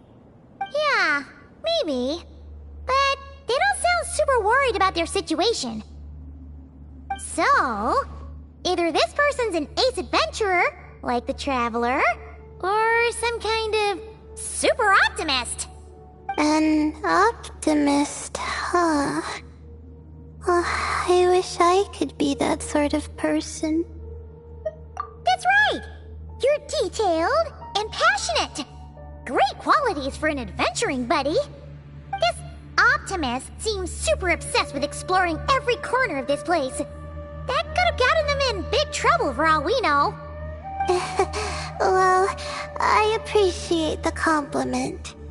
It's almost magical how words like that can make you feel like you can do anything. I only wish that magic could last a little longer. Until I figure out my new study topic, at least.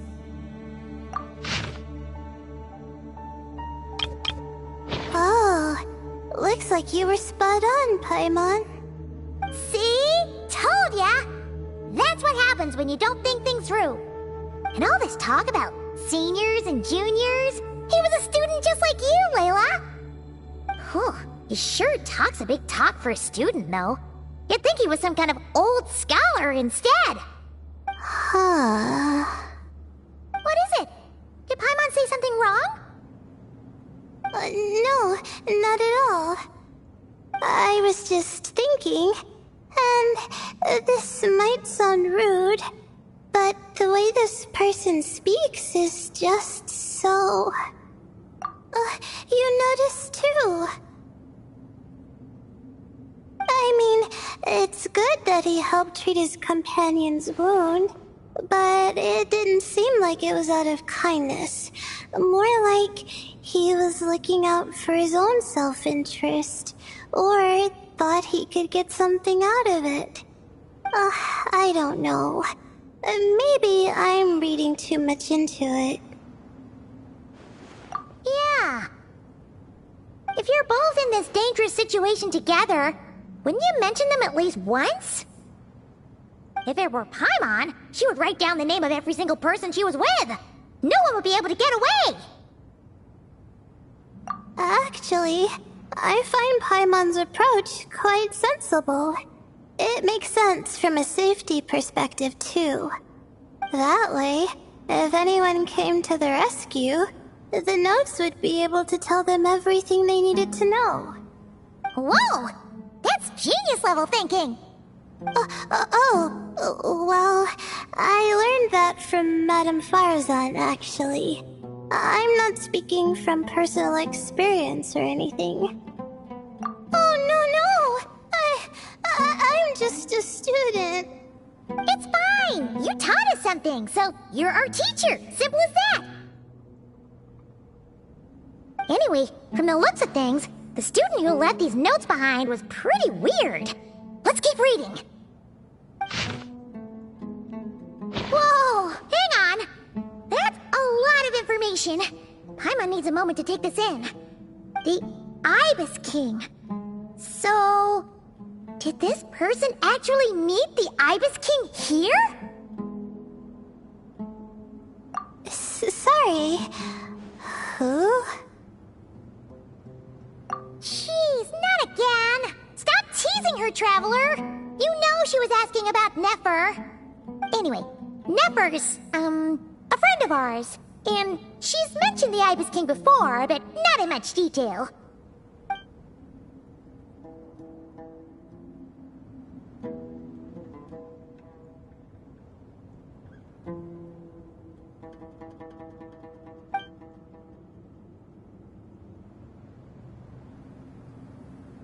Oh, I see. Well, that's not too surprising. Most people in Sumeru know about King Deshret, and most in the academia have at least some knowledge on the 7 pillars. Legend has it, King Deshret ruled the desert at the head of several wise retainers, guiding their people to pursue the limits of wisdom. He also left behind treasures for future generations, which continue to be relevant in nearly every research discipline. Now, this message indicates this student and his senior were rescued by the Ibis King. But to think it's possible to meet him in a place like this... We don't know when these notes were written, but didn't the 7 pillars disappear a long time ago? Yeah, the notes made it sound like his powers were restricted. Also, the mention of this form? What is that supposed to mean? I'm not sure. Let's keep reading.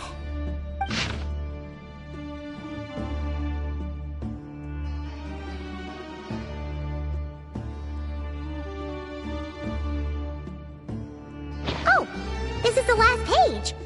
There's even a signature at the end. Well, sounds like they made it out. Guess it was a happy ending after all. Wait, but it says, the Ibis King cannot be trusted. Huh. Our friend said something similar.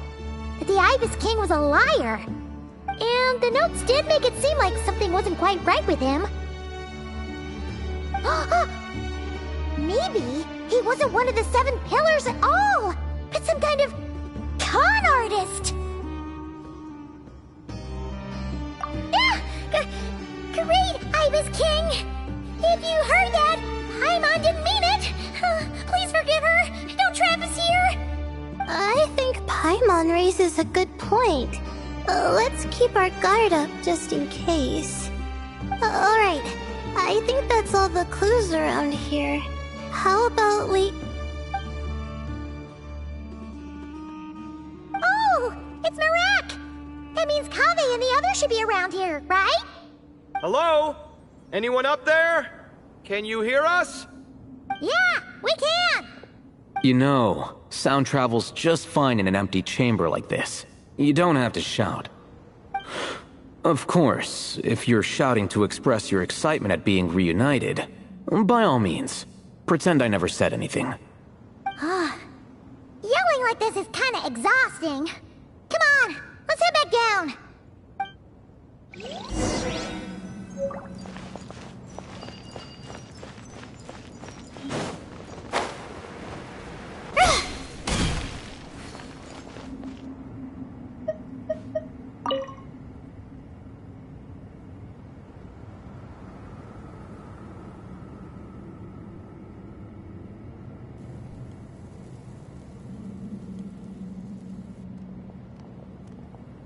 Wow, we all ended up in the same place, huh?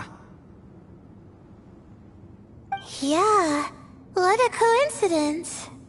Indeed. Or as I like to call it, the chai factor.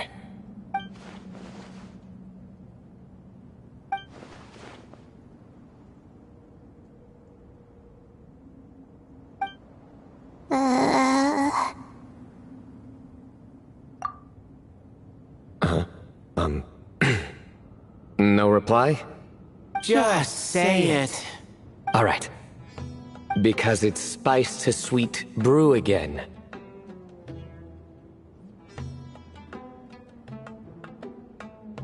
Oh, hey, that's a new version. Oh, wait, what? You've never heard that one? What are you looking for? A place to sit and read my book. Oh, great. What else is new?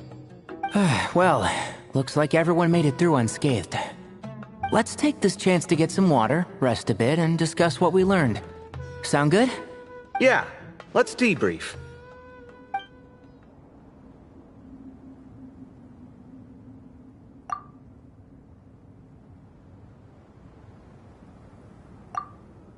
Okay, so we all learned a lot, but it feels like we ended up with even more questions. Yeah, but one thing's for sure. This place is tied to the Ibis King in some way.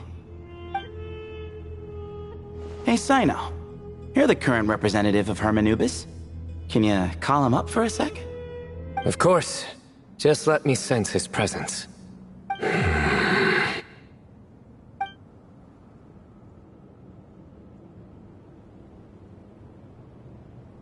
Just kidding.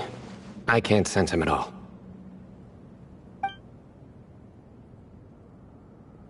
Jeez, Sethos. Did you set him up for that one? What are you, a two-man act? Sorry, Hermanubis isn't like the Ibis King. He can possess me, but I can't talk to him whenever I want. Oh, truly? Does that mean he's gone? I would have liked to reminisce about old times with him. Ah, the cat! It speaks! Of course it speaks. In fact, it is not an it at all. You do me a great offense. My apologies. Esteemed cats, sir?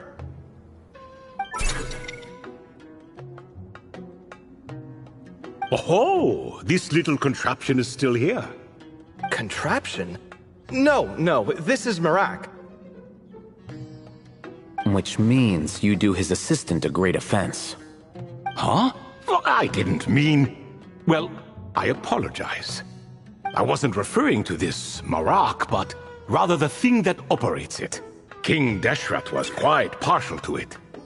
I have forgotten what it was called. It must have had an official name, albeit in the old tongue. Even if I did remember, I would need to translate it into modern language.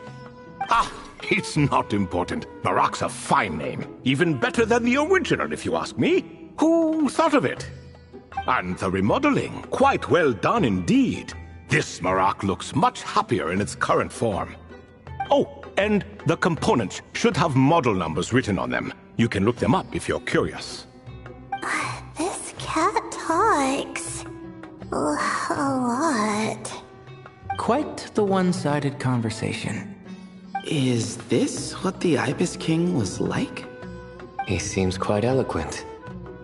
I wonder if he plays cards. Ha! I knew Marak was a great name. Go me! Let's see, what page was I on again? Should have brought a bookmark. That all went over Paimon's head.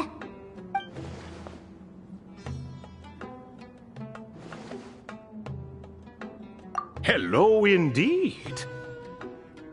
For you to know my name.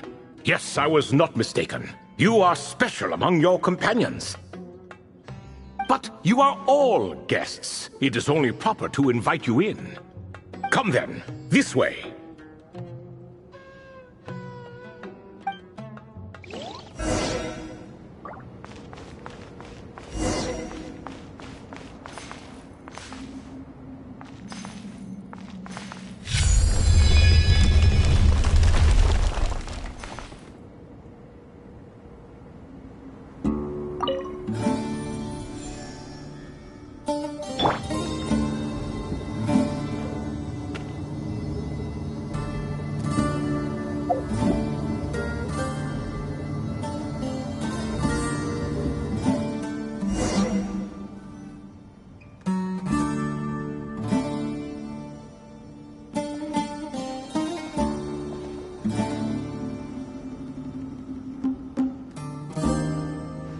Welcome to my humble abode. Oh, your house sure is spacious, Lord Ibis King. I fear it's not quite what it used to be. In fact, it has long ceased to be my home at all. It belongs to the descendants of the cats I once raised. Such adorable creatures, aren't they? Take the one I'm borrowing here, for instance. A chubby fellow with such lovely fur. Anyway, tradition dictates that a special guest such as yourself be presented with a gift. Alas, it's a first-come, first-served basis, you see. I fear with the passage of time, none are left. What? So the treasure's gone already? Treasure, you say? Not an inaccurate description. Yes, and no. I have the power to grant gifts inaccessible to the masses. The only requirement is answering a question. Not a bad deal, yes? Of course, my questions were given unto me by King Deshret, who in turn received them from the Mistress of Flowers. There are 3, and no more. What causes our rise and fall? What obliterates love and hate? What determines truth and falsehood? The more he talks, the less Paimon understands. I see. That must mean Gudars and Makaira managed to answer 2 of the 3. Another who understands. Oh, so that's the event those 2 slabs are depicting. Ah, priests and their records. A singular obsession, and quite boring too. After being imprisoned within Aru, I could, on occasion, take the form of a cat to converse with those around me. But I despised speaking to them. No conversational skills whatsoever. Now, humans like you who stumble in here from time to time, you are much more interesting. Hold on! We're getting off topic again. The 3 questions you just mentioned? What are they for, exactly? Ah, that is a story that begins with King Deshret. And we're in for another long one. Nostalgia for the past is common to us all, is it not? And our king, he was such a proud, solemn man in those days. He watched us speak of the present and the future, of the wisdom we possessed, or were about to obtain. We were his proud retainers, confident in our belief that, so long as each one of us used our abilities to the fullest, progress was inevitable. Yet, King Deshret's ambition was not destined to be allowed in a closed-off world such as this. So nothing went as planned. In fact, from the beginning, there were signs an outcome of this nature was inevitable. Because although there were 7 pillars, one was forever absent. Al-Ahmar would insist the Dendro Dragon Sovereign was one of us, but the dragon herself rejected that idea. Huh. Like a card you can never seem to draw from your deck. More like a card that was never in the deck to begin with. Alas, that's just who Al-Ahmar was. There was nothing we could do about that. And I always preferred chess to cards. In the end, life grew unbearable for our king. But, of course, those who remain must continue to live on. But subjects like us were less fortunate. After all, the fate of a retainer is decided by the king, including the chance to walk away. So it was then that King Deshret had Kroko, Goti, and I locked up within Aru, where we remain to this day. Kroko. Goti? Ah, of course. You're more familiar with their full names. Sobek, the Crocodile King, and Hereshef, the Goat King. And let me tell you, when it comes to chess, Hereshef was a habitual backseat strategist, always spewing nonsense from the sidelines. Well, Sobek was all too quick to take his terrible advice, to the point where I was the one who got accused of cheating. Chess is an exercise in patience, and that man couldn't sit still to save his life. He could never excel at that game. In fact, neither of them were good at chess. Even so, we played together often, and since I was always the winner, we got along quite well. What are you laughing at? Were we not good friends?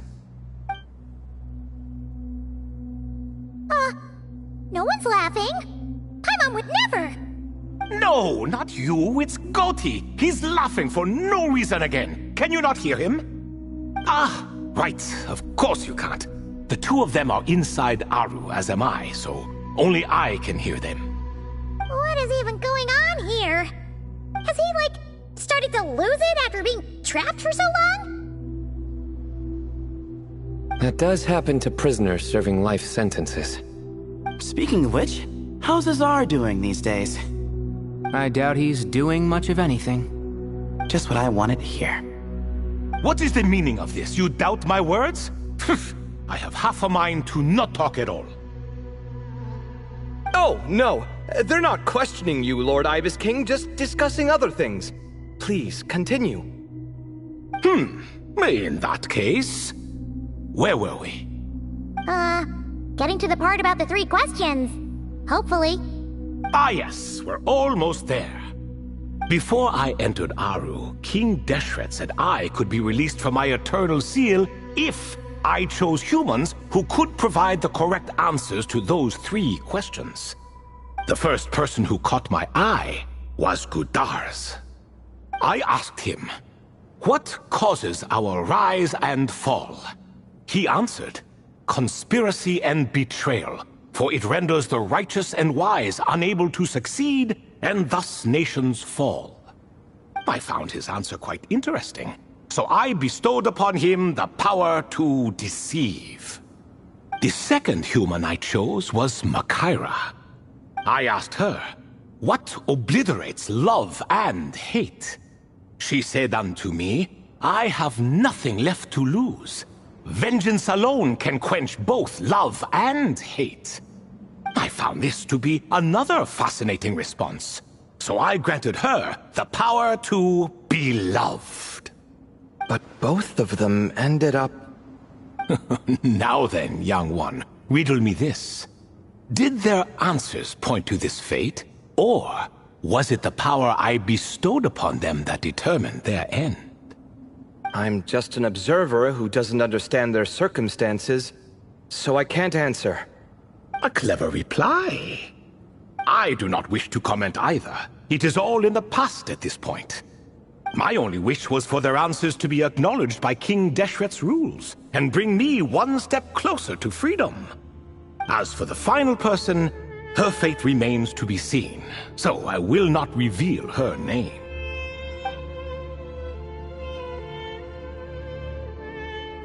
I asked her, what determines truth and falsehood? And found her answer quite compelling, so I bestowed upon her a gift to match. As you can see, however, I have not been freed, so it's clear the answer she gave at that time was wrong. But, alas, 3 people were chosen, and 3 questions were asked. So now all I can do is wait. Wait until her wisdom is in line with the rules set forth by my king. Until she has found the true answer to that question. No wonder there was no 3rd stone slab then. Or perhaps you're just not ready to include her in the story. Though, that might be a generous interpretation. Well, it's not merely because her story remains unfinished. As the remaining priests of this place left, or passed on, there were none left to record the events that followed. Besides, stone slabs are few and far between in the Great Red Sands. In the sprawling desert, very few things or people even manage to leave a trace. But sometimes I can't help but wonder, if that young man from several centuries ago had been willing to answer my question, would I have left Aru by now? Wait, so there was someone else? Of course, it has been thousands of years after all. All sorts of people have stumbled upon this place, but I only chose the special ones.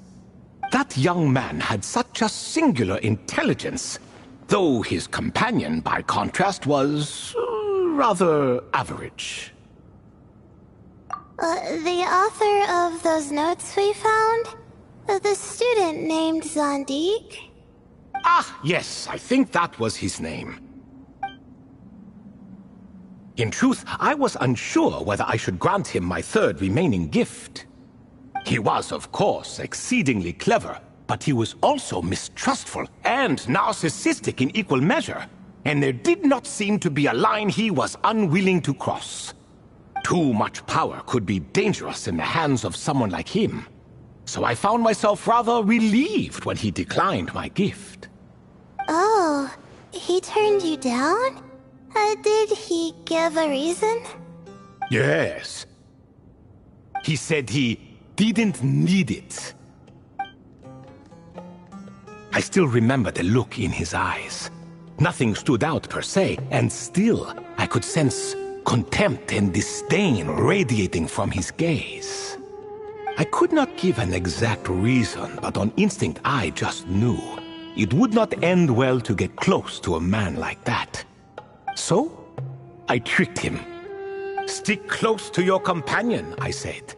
Only the descendants of Tulatula can come and go as they please. Leave him behind, and there is no escape for you. So, does that mean his companion wasn't a descendant of Tulatula? Oh no, that part was true. The lie was in the other half. Anyone can enter or exit this place. There are no restrictions. I saw that his companion was exhausted and was concerned Sandik might leave him behind, or worse, that some other accident might befall him. So I made up an excuse to prevent Sandik from going a step too far. Oh, and speaking of, Sandik's companion had the same blue hair and pointed ears as you. Wait, does that mean Layla's also a descendant of Tulatula? Indeed. When Hermanubis founded that city, he took in many who had nowhere else to go. Today their progeny are scattered to the four winds, and indeed are far more numerous than I could have imagined. So the person you protected could have been my ancestor. Yes, yes. You're very welcome for that. Could I ask another question, Lord Ibis King? Of course. I have nothing but time, I'm afraid. Did you also save me and a man named Jur? I did. You two were quite unlucky bumping into a device King Deshret once used to measure human brain power. That contact caused more knowledge than you could handle to flood into your minds. So I replaced that knowledge with simpler, repetitive information. Of course, the side effect being the same thought repeating over and over again in your mind, but that should resolve itself in time. How many moons are there in the sky? Yes, that was the phrase I used in your head. I forgot the other one, though. I believe it had something to do with food. Both were spur-of-the-moment decisions, so no need to dwell on the meaning too much. Oh, I see. Thank you, Lord Ibis King. As I said, young one, you are most welcome. If you're inclined to return the favor, perhaps you could turn off that device so no one else can trigger it? There's only so much a cat's paw can do, so I'm afraid this is something I must leave to you. Or Marak, I suppose. Oh, splendid! Another one bites the dust. Such is the fate of things here. Day by day, little by little, the remnants of ages past fade into obscurity. For that reason, the gifts of bygone eras, be they tied to your blood or technological in nature, are not to be revered. They are tools, nothing more. Disrespectful? I simply make the most of what I have. Besides, our king has been gone all these years. What good does it do to revere him now? Oh, are you talking to the Goat King again? No, Croco this time. He's pestering me for another game of chess. Says he wants to even the score. Wishful thinking, if you ask me.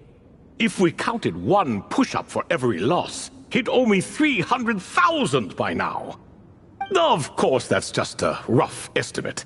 I've never kept count. It appears that's something you like. Being someone unable to be defeated. I suppose so. All right then. Time for me to extend my winning streak, and for you all to head home.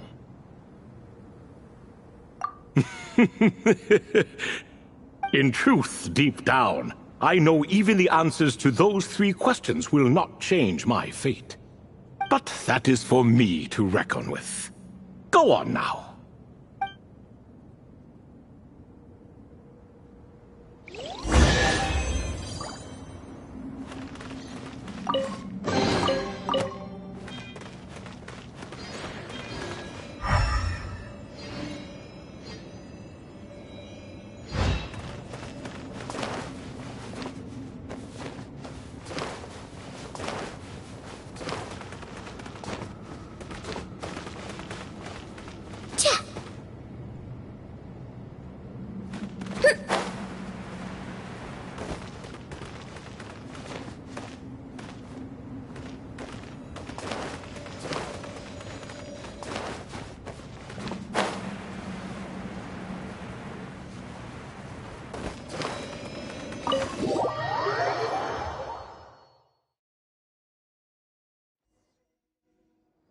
Excuse me, do you even know what time it is? I've harvested 3 crops of tomatoes while you've been gone. You're exaggerating, Professor. I'm making a point. There's a difference. The sincerest apologies for keeping you waiting, Professor Cyrus. See, that's what I call manners. Now, are any of you hurt? Nope. It went way smoother than we expected, actually. I presume the investigation is complete then. Come, tell me all about it. Oh my, did you luck out? If you've read the work from the Vahumana Dashan, you would know that the Ibis King has, well, let's call it a mixed record. Perhaps he softened up a bit in his old age, and that's why he chose to help you. Or perhaps he just didn't have a good enough reason not to help us. See? Marak agrees. How do you even know that's what Marak meant? That could have just been a happy noise. In any case, there's a lot to be happy about. We figured out what happened to Layla and Jur, and there were some unexpected takeaways too. Yeah, I never expected to learn about my ancestry. I've always thought of myself as just an ordinary student. I never would have even considered something like that could be true. Come to think of it, our ancestors might even have been friends at some point. Huh? You're right. Maybe I should take a trip back home to see if I can find any records about that. Oh, I was just throwing that out there. I wouldn't want you to go to the trouble. It's fine. My advisor gave me a break, and I still have a few days left, so... Oh, wait. My study topic. I haven't made any progress at all. No. I need to focus on that instead. Right. Couldn't you help her, Professor? Huh? No, I could never. Me, you say? I'm from the Spatamar Darshan, and I don't think that Nephis or Zahahadi researched the stars. All I have to offer are my homegrown tomatoes. Although I suppose it's not impossible. I can ask a few old friends to recommend some interesting topics. You really don't have to. It sounds like a lot of work. Hardly. A few passing questions while we water the plants? It's no trouble at all. Thank you so much. Of course. Now it's getting late, and you all must be tired. Let's wrap things up here. Some say desert nights are the sun taking mercy on us after the heat of the day. So, let's leave while she still feels merciful.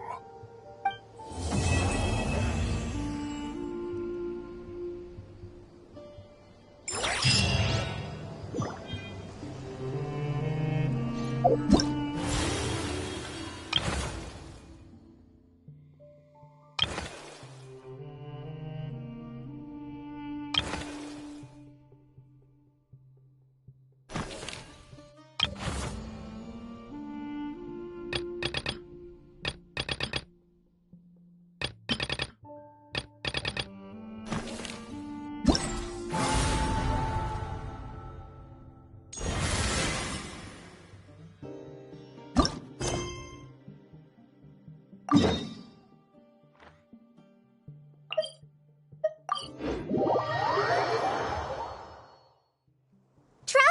Paimon, over here! Welcome to the home base of the Fieldwise Center! As you can see, the core projects are already up and running, so we can get to work at any time! Huh. This feels like one of those places light novels talk about. You know, the adventuring hubs where rookies gather to take quests and stuff. Oh, and almost like a school festival at the same time, with everyone getting together to learn and then forming teams to hone their skills. It's so exciting! Well, this place isn't quite as decked out as a school festival, but Master Tainari said the academia plans to be generous with the resources. Anyway, before students and researchers head out on dangerous field missions, they can come here for advice and emergency training. We even have professionals on staff that can join their teams to serve as guides or safety personnel. Yeah, you can think of it like a forward operating base, equal parts theoretical training and field practice. We'll familiarize new recruits with potential challenges in the wild and take them through drills so there's no reason to panic during the real thing. Amber, you're here too?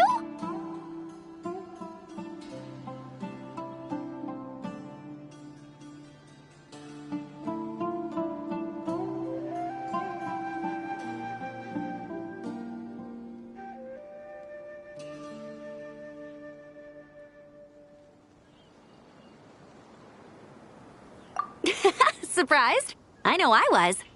I'm off duty right now, so I was planning to just drop in on Kali for a bit. But I didn't realize how busy she'd be. I'm not the type of person to sit around and watch, so I decided to be her assistant. Sorry, Amber. I didn't mean to put you to work during your time off. Don't worry about it. A little relaxation balanced out with some fulfilling work is a great vacation in my book. Plus, I've learned a whole bunch of stuff too. And I got to see the Traveler in Paimon again. I mean, it just keeps getting better. We should have a giant feast once we're done here. How does that sound? A feast with the first friend we met in Sumeru and the first friend we met on our whole journey. Oh, that sounds just about as awesome as a giant plate of sticky honey roast.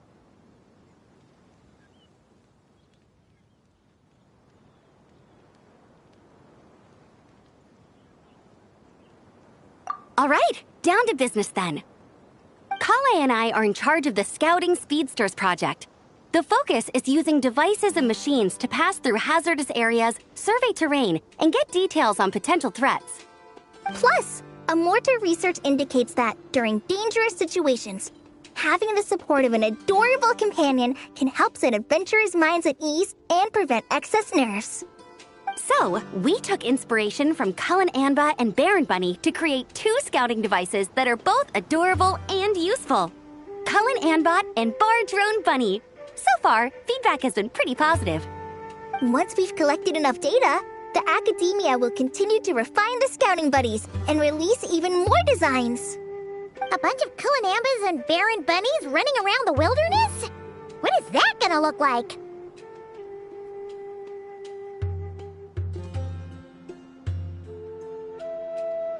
Plus, with you to guide our 2 little scouts, we'll be able to obtain some great data. Once you have a more complete understanding of the Fieldwise Center, you should come test them out. Now come with me. I'll introduce you to the other consultants. Oh yeah, the lady with the greenish-blue hair also has a super adorable device over there. But it does something completely different than our scouting buddies. I'm looking forward to seeing it in action. Oh hey! Another familiar face! Come on, let's go say hi!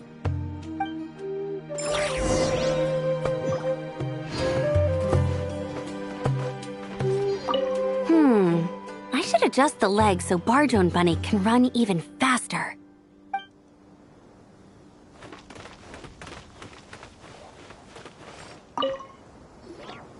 It's really that popular.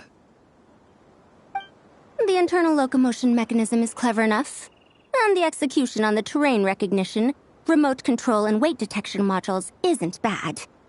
But the appearance... It might as well be a doll for a child. No, this won't do. Madame Farzan! Great news! The Traveler and Paimon agreed to join! The Fieldwise Center just leveled up big time, huh? Hello, Madame Farzan! We're here to help! Well, look who the cat dragged in. Excellent job, Kale.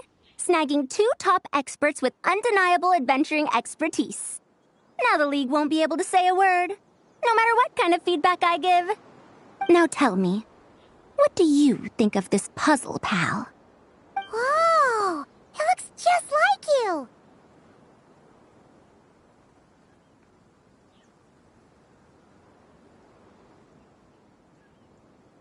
It's a collaboration between my juniors in the Haravatat Darshan, the Puzzlers League, and the Synopsium on Ruin Mechanisms. Clearly, the technological aspect is quite advanced. But the appearance... it couldn't be more childish. You should have seen Anise, defending this design choice with more passion than her thesis. Young people these days. Far too obsessed with making things cute.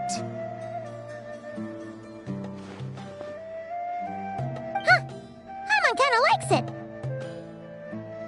Kali and Amber were just saying how cute companions can help adventurers stay calm. With a doll that looks like you by her side, Paimon thinks she could go adventuring in a super dark ruin and not even get scared. Well, that line of thinking does have merit. And I suppose choosing this particular appearance is a sign of their respect. For me. Still, there are adventurers who place greater emphasis on reliability and technical composition. People like that don't just want their devices to be able to survive an avalanche, but to look the part. And for their appearance to reflect the high-tech composition. The fluffiness of this puzzle pal, on the other hand, doesn't give the impression it would be a reliable or formidable device. The appearance may even be distracting. Now picture this. A thick metal casing, square in shape, with a matte finish and openings to showcase the complex technical composition. That would have much more visual impact. I'm the perfect example of this. I have a youthful appearance, and so people question me on occasion. If I had a head of white hair instead, things would be different. Really? Then, do you want Paimon to talk to them? She has white hair. What? No! That's not the same thing. I didn't realize you had such strict views about this, Madame Farzan. Huh? So, even you prefer this version? Well, if that's what you really think, then fine. You'll have to come back and test it out on some puzzles, Traveler. I'll rate your effectiveness in using the device and come up with a user manual based on your performance. As for improvements to its appearance, long-term observation is required, so I'll put that aside for now. I've already selected a few of the most suitable domains, so we can begin the puzzle-solving process at any time. Thanks, Madame Farzan. I'm just gonna take the Traveler and Paimon to see the final project. But it shouldn't take long. Don't worry, Kale. You're the one in charge here. Just make sure to pace yourself. Once things calm down, come over to see me and we'll have a nice chat. I'll even treat you to some snacks from back in my day. Snacks! Paimon's in! Paimon's in! Thank you, Madame Farzan. I'll bring a few boxes of floral tea as well. Go on now. Do me proud.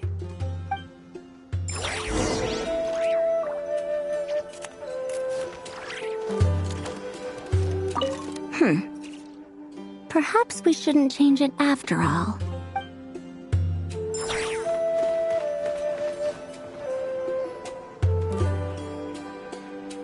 This last one is a long-term project we're calling the Security Division. Thanks to General Mahamatra Sino, we've been able to bring Dia on as the instructor and Candace as the coordinator. They're putting together a combat test right now, but they should be back soon. Hey, looking for us? Guess we showed up right on cue then. Wait, the Traveler and Paimon are joining as well? That makes things a whole lot easier. Sorry for keeping you waiting, everyone. But we managed to bring back some good intel. Intel? Huh. This is starting to sound intense. Of course. What better way to protect the students than to sweep through the desert and rid it of all potential dangers? Not a bad plan, right? You in? Not the best time for jokes, Dia. Besides, when it comes to striking down danger, the Traveler is a woman on a mission. She might take you up on that offer. Defeating anything that might pose a threat? Oh, even if the Traveler worked non-stop, that could still take years. You'd have to stop traveling. Oh, Paimon doesn't even want to think about that. Time would be the least of our problems. Some dangers aren't visible to the naked eye, like the scorpions burrowed underground or the terrifying raptors sleeping in the trees. You can't get rid of them until they jump out to attack you. For situations like these, we'd have to combine Madame Farason's recommendations with Amber's approach to scouting, calculating our chances of encountering enemies and our expected operation times. Whoa, whoa, whoa, pencils down, everyone. That was just a joke. The Security Division's goal is a lot simpler, actually. We're just here to ensure that fieldwork teams include trained combat personnel. Some of this work has been entrusted to the Blazing Beasts and other mercenaries, but members of investigation teams who pass the combat test can also qualify. Before an investigation team is allowed to head into a dangerous area, the group must include at least 2 professionals who have passed the assessment. And Dia and I were just out collecting intel on the best place to hold the test. We found a domain filled with monsters and bandits of all levels. Hopefully, they don't mind us borrowing their stomping ground for a bit. It'll only cost them a few smacks on the head. Oh, so we just need to supervise, right? That's right. Participant safety is our utmost priority. So we'll organize a group of capable personnel to take it in shifts. We still need to figure out our testing metrics, though. Fighting is different from an actual exam, and there's no one right answer. Mercenaries like me, we all have our own style. That's not a problem in actual combat, but when it comes to teaching, we tend to stick too much to what we're used to. So, we need someone to give us a baseline. Someone who has the experience, but also takes a more flexible approach in combat. Yeah, based on what you just described, the Traveler seems like the perfect person for the job. Great. Working with you is always a pleasure, Traveler. Smooth as butter on a steak. Don't forget about compensation for the Traveler and Paimon, Dia. You agreed without doing the math first. Ah, it's fine. We'll just split the funds Kale wrangled for us, 20-80. 10 for me, 10 for you, 80 for the 2 of them. Wait, we're getting 80%?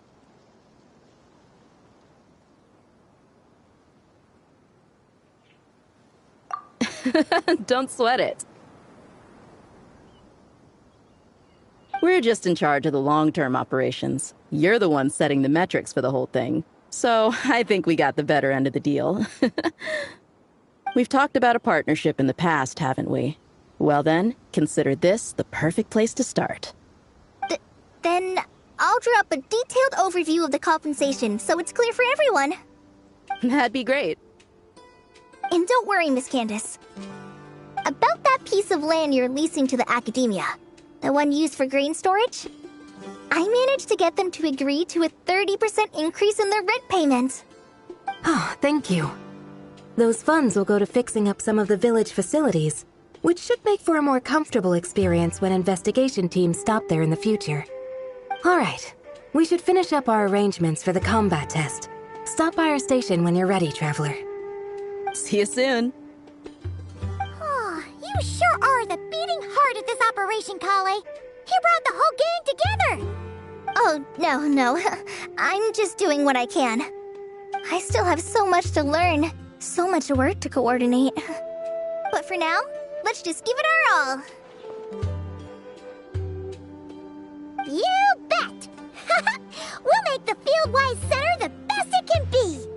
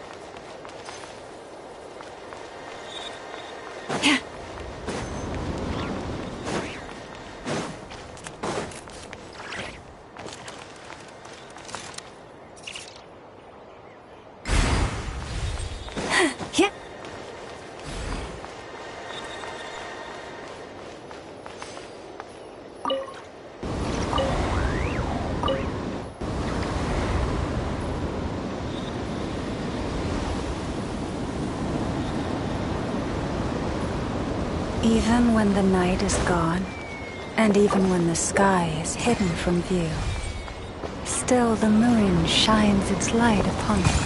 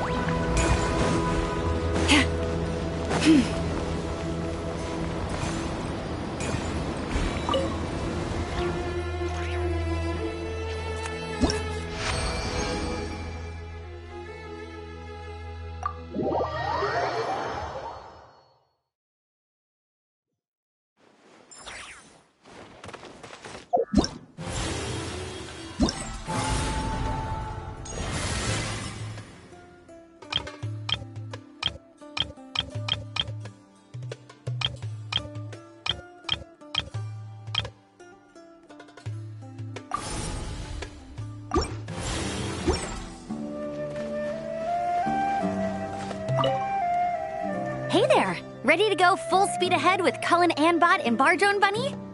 Our 2 scouting buddies are tuned up and ready for testing.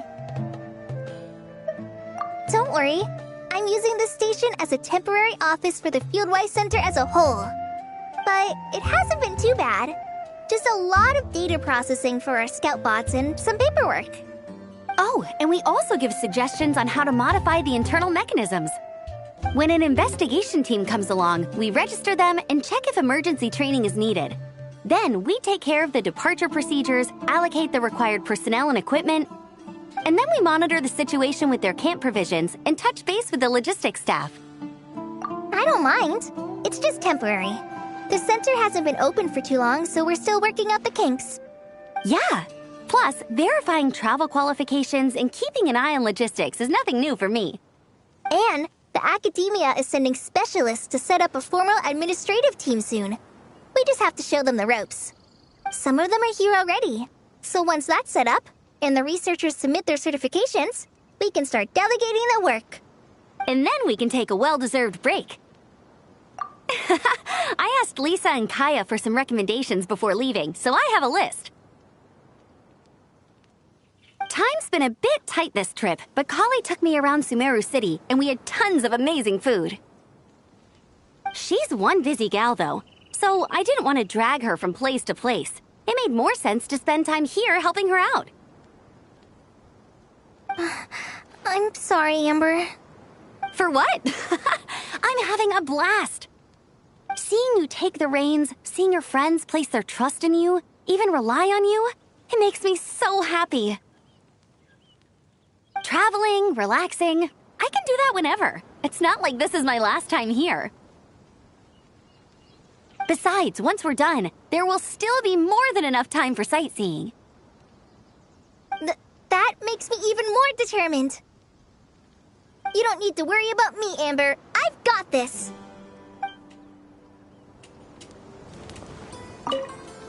Hey there! Ready to go full speed ahead with Cullen Anbot and Bardrone Bunny? Our 2 scouting buddies are tuned up and ready for testing. Nice. Sure takes you back to the gliding test days, huh?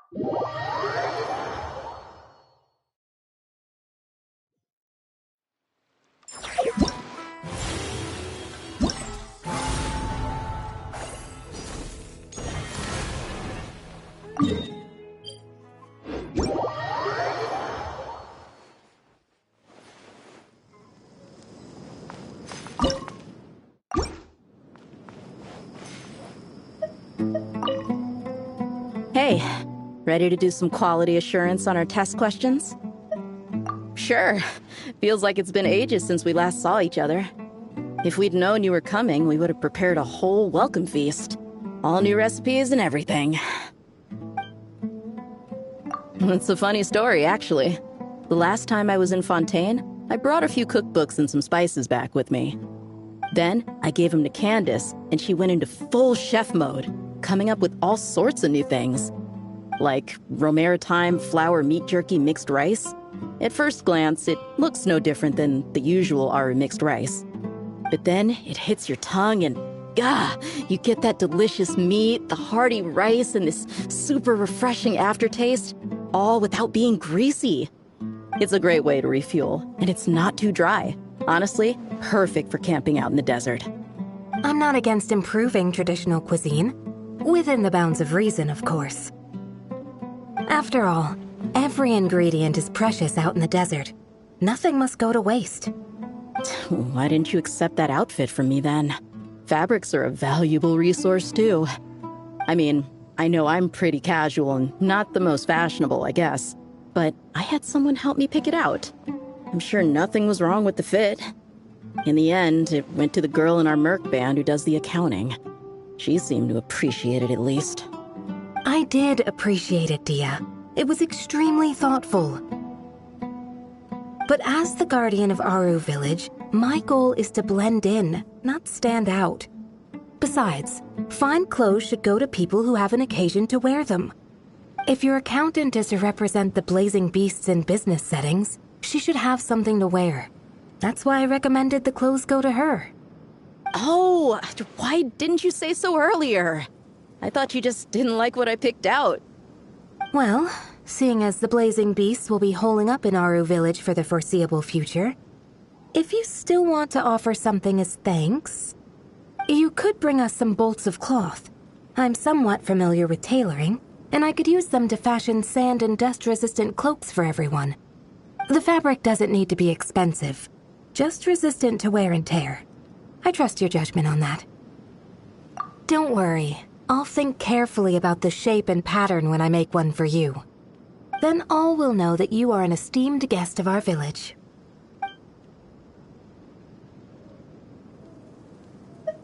Oh man, I'm getting kind of excited.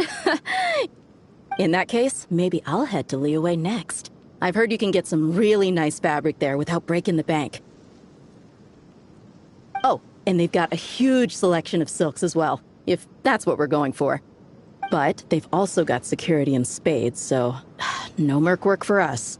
We'll just be tourists, polite, well-behaved travelers. Once we're done here, I'll make a plan with the rest of the beasts.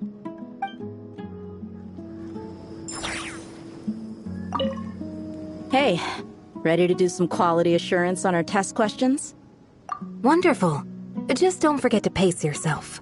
Yep, all you gotta do is defeat a certain number within the time limit.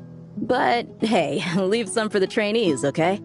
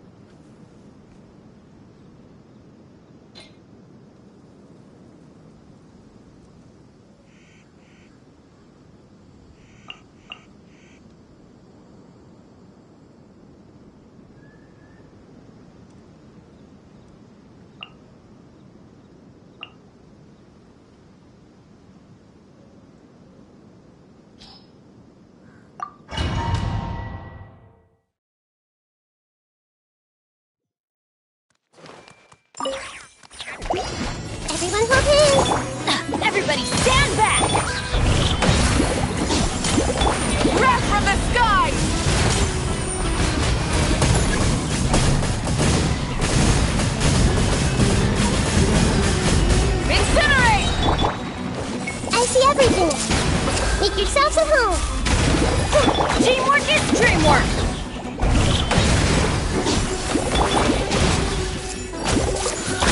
Light of the blazing sun! Everyone hold hands! Everybody stand back! I see everything! Share my knowledge!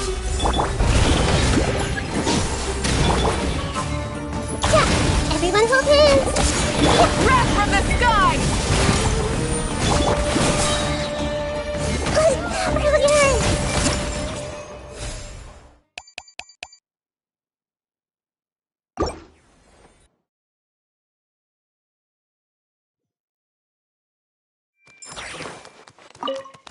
Teamwork is dreamwork! Light it up! I see everything!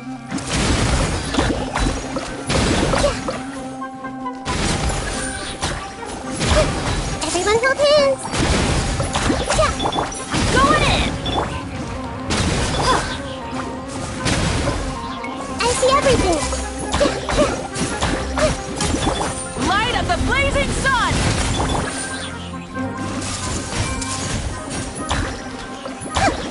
Teamwork is dreamwork! Rise with the sun! Hey!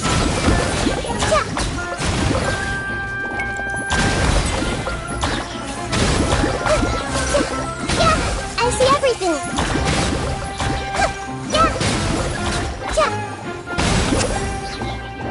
Everyone hold hands!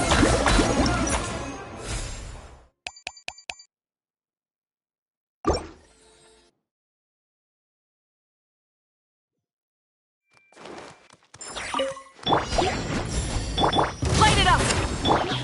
I see everything!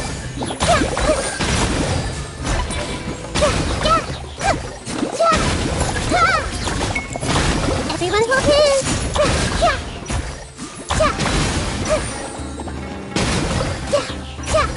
I see everything!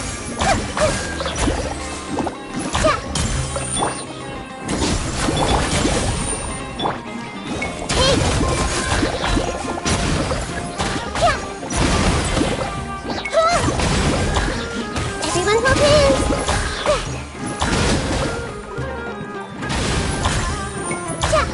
Everybody stand back! Burn it down!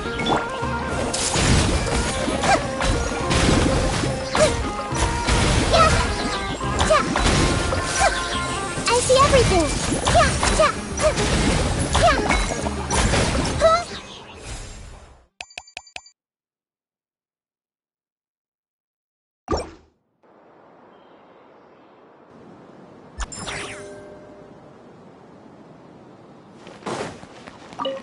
Shower me with praise!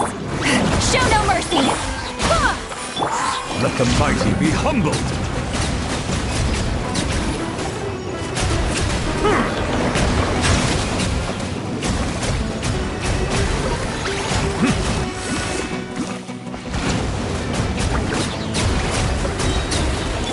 Let my name echo in song! Strike at the wind! Hear me! Eat Laline! Eat Papa! Get 'em! Get to work! Bow your head. Be sanctified.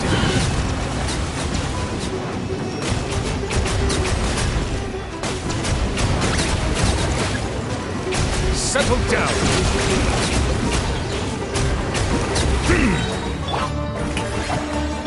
Show no mercy!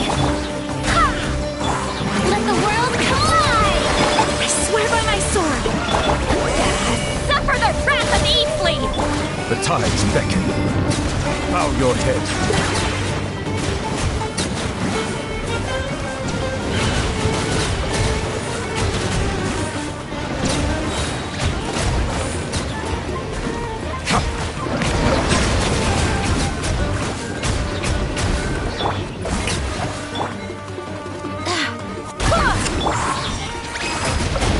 Be sanctified.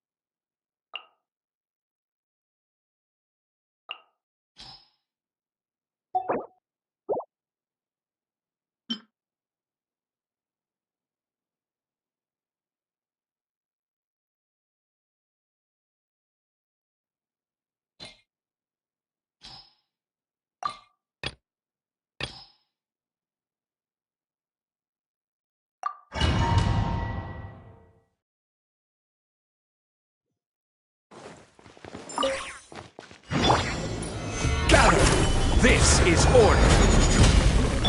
Don't waste my time. A proper send-off! From the...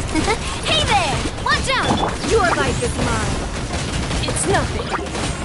Get back! Order guide you.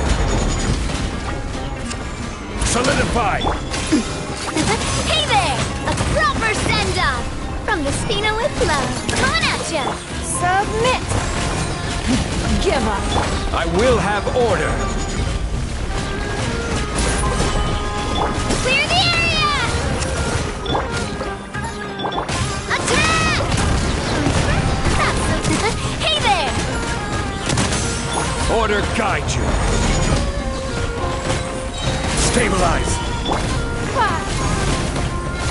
Don't waste my time. Drilling down! A proper send-off!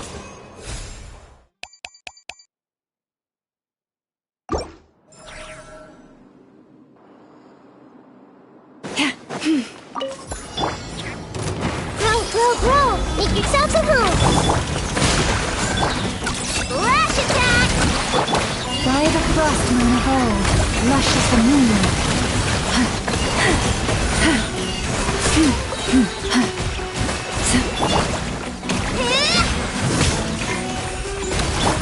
Hey! Look! The rainbow! The Temple of Wisdom! For the everlasting forest. Everyone hold hands!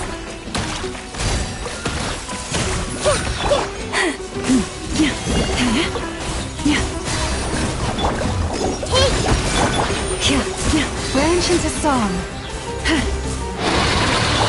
Rest and rebuild! Share my knowledge!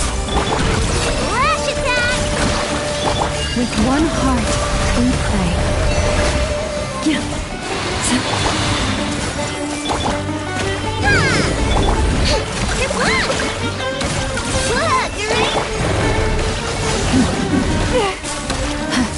Receive my blessing. Commit it to memory. Make yourselves at home. Allow me. Kingdom! By the frost moon of old, branch into song. This way, Hurler.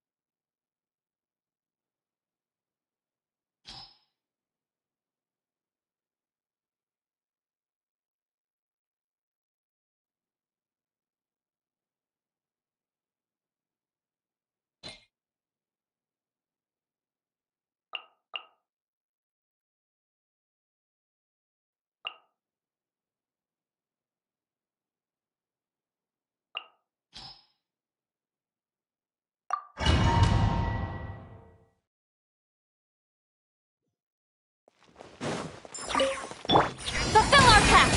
Light it up! On my mark! Hold on to your hats. Let's run! Yeah. Bowser! Bowser! Lockdown! Pyroclastic surge!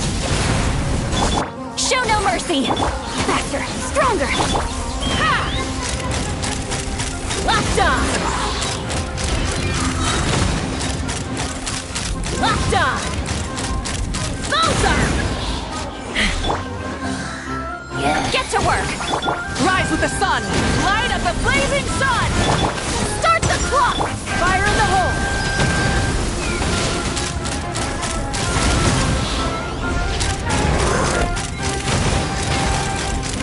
Locked on!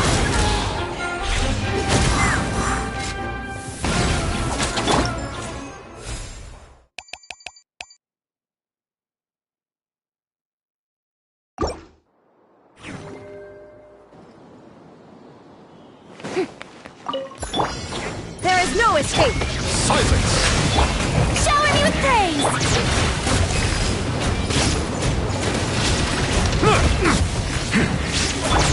Go as one! Illusion shattered! The tides beckon. Justice is blindsided. Let my name echo in song! Yoo-hoo! Barbados! Guide us! Shine down!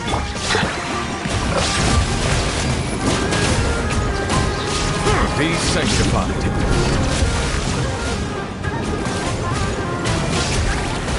Illusion shattered!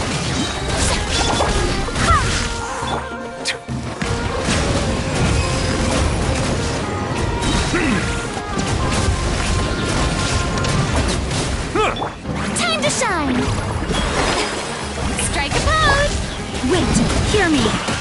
Go as flat! Shine down! The tides beckon.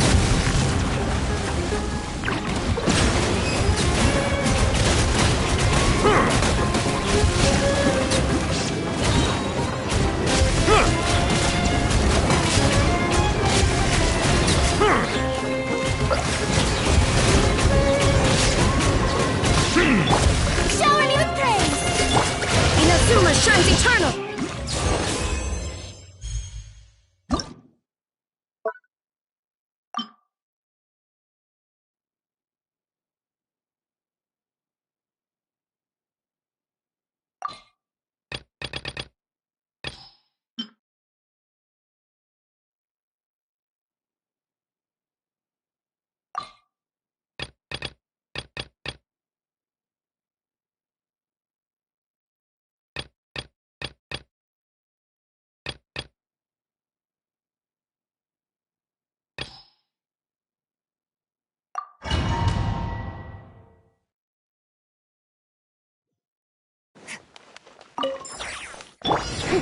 Strike a pose!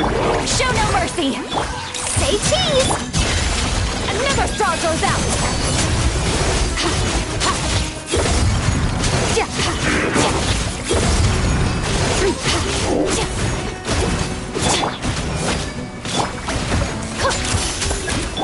Let my name echo in song! Shower me with... Fulfill our path!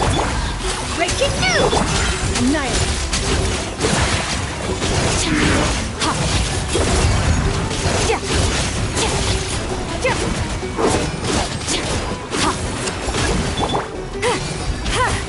Show no mercy! Smile!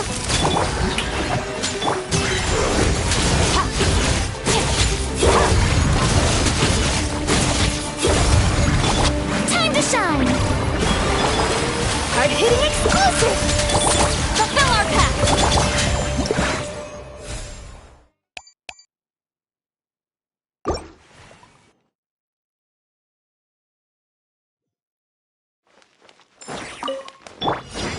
Let my name echo in song! Breaking news! Eat Laline! Eat Papa! Get him! Extinguished power!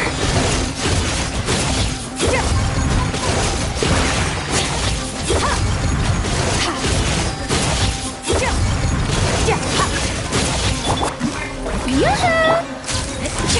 Smile!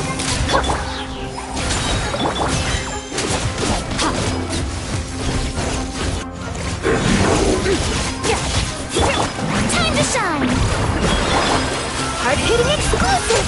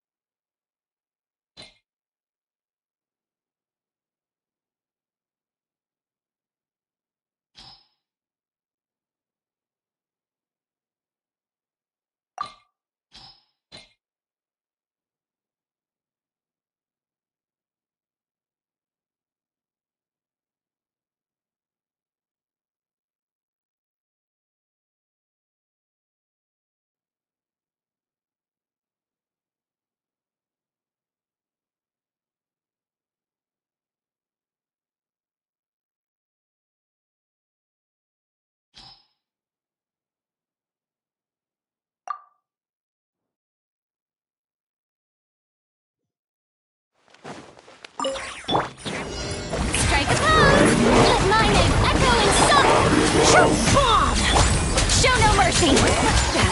Suffer the wrath! Extinguish!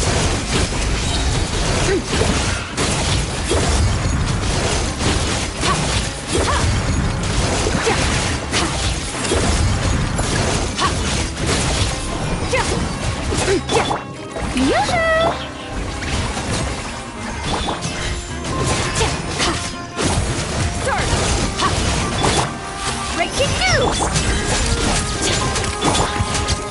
Let the world collide! Lolling! Eat Papa! Get!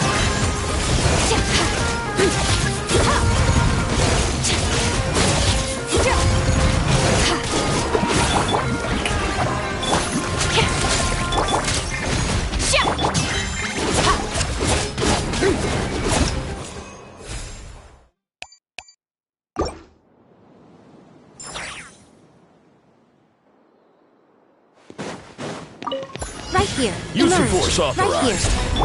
Hold the line! Fallen leaves, adorn my night! Right now, emerge. Nothing lasts forever. Right here, emerge. There is no escape! A fresh maneuver! A coconut! Now you shall perish!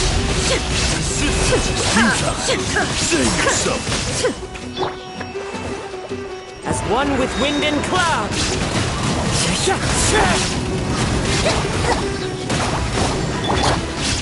Right now.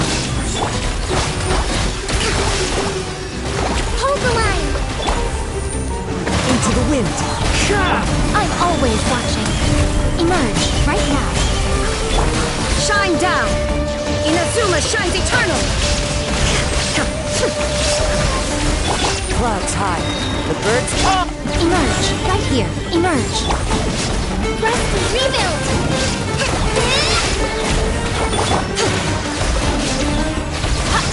Right here, right now. A sight to behold.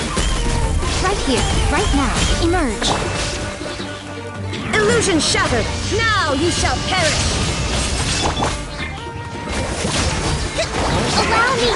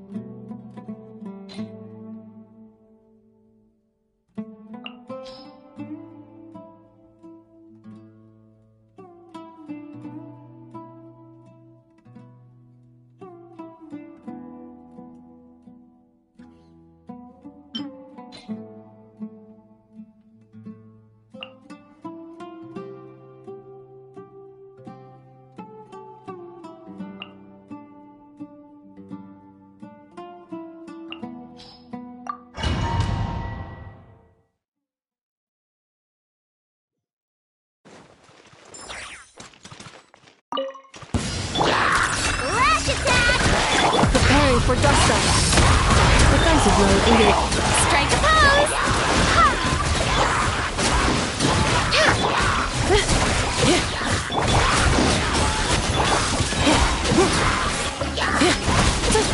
Annihilation mode.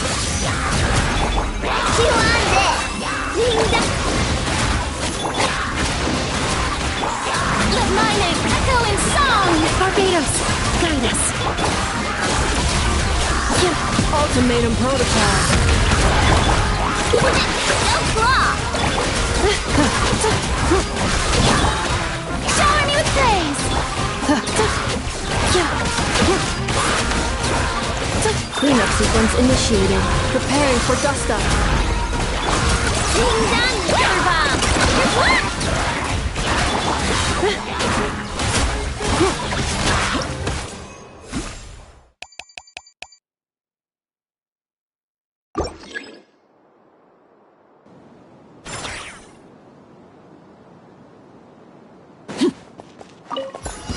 Your coming was foretold. Teamwork is dreamwork!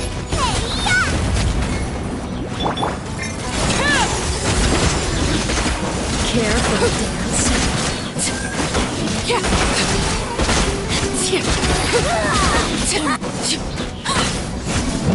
Overruled! Nice and spicy! Everybody stand back! Gotcha! Things are about to get dicey. You're toast!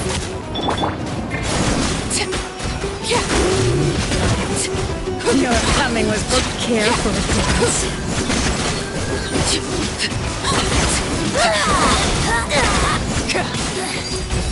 I'm going in! Here comes the catch. Busted.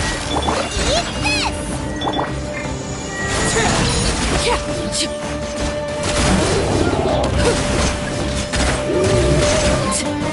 Your coming was care for the dance. Laid bare. Things are about to get dicey. Teamwork is dream. You're toast.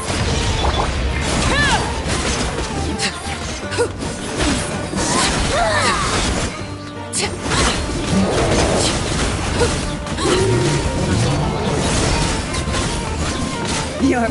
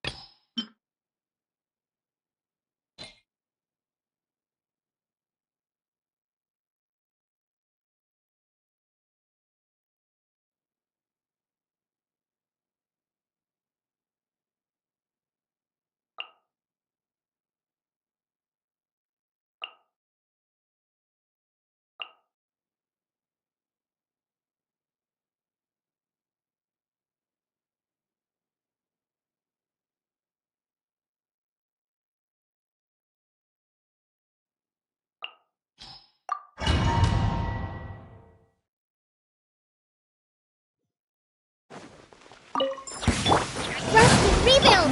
shine down. Seize the skies. Yeah. Scatter. Skyward! Billowing surge!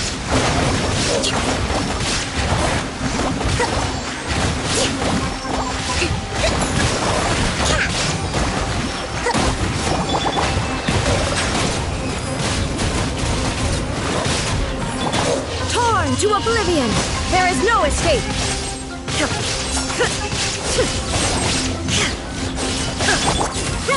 Make way for the Adeptus!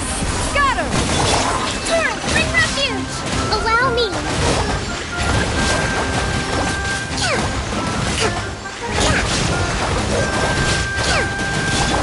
Inazuma shines eternal! Shine down!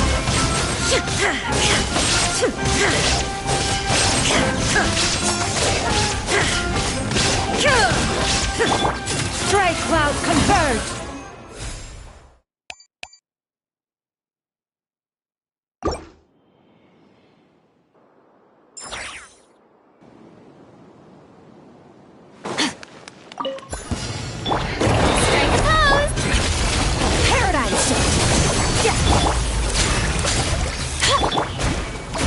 work!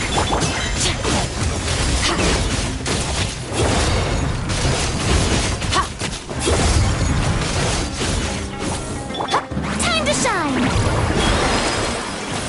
Shower me with prayer! Fulfill our pact! You two! Extinguish!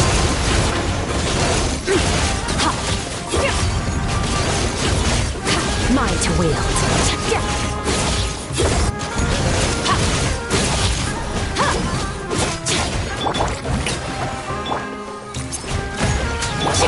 Eat Lolene! Eat Papa! Get him! Get... Annihilate. Mine to wield.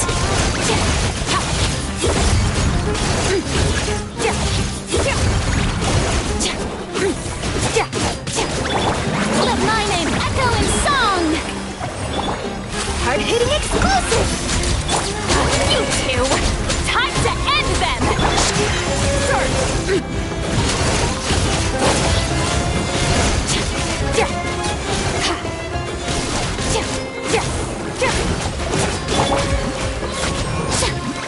Yoo-hoo! Hold that pose! Shoot!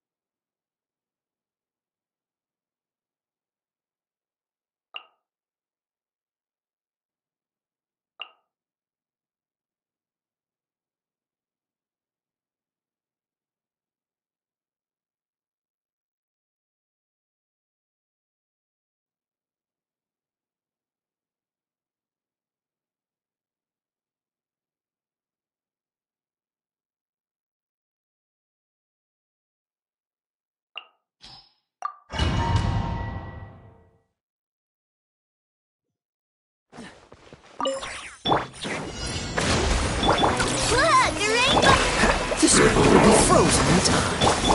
Smile! Breaking news!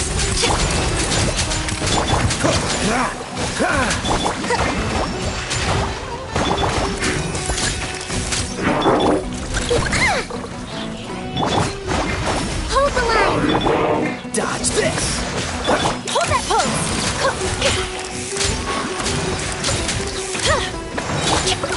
Lash it! Hard hitting it?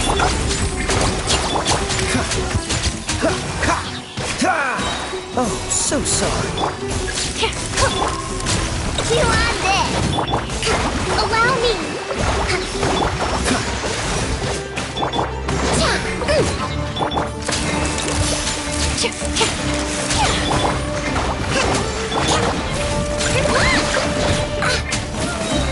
Wing done!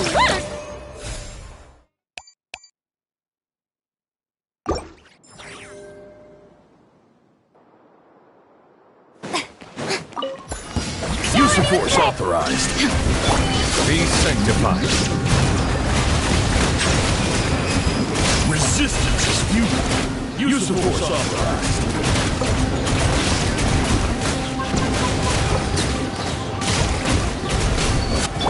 Let the world collide! I swear by my sword! There is no escape! Let the mighty be humble.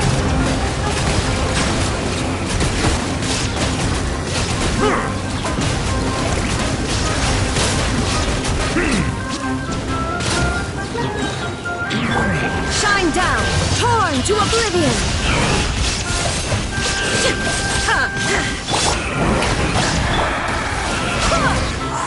Bow your head.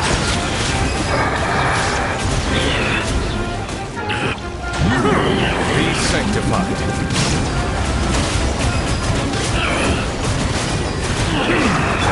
Let my name echo in song! Barbados! Guide us! Yoo-hoo! Settle down. Use of force authorized. Illusion shattered! Silent. Resistance is futile. Save yourself. Anubis, the tides beckon.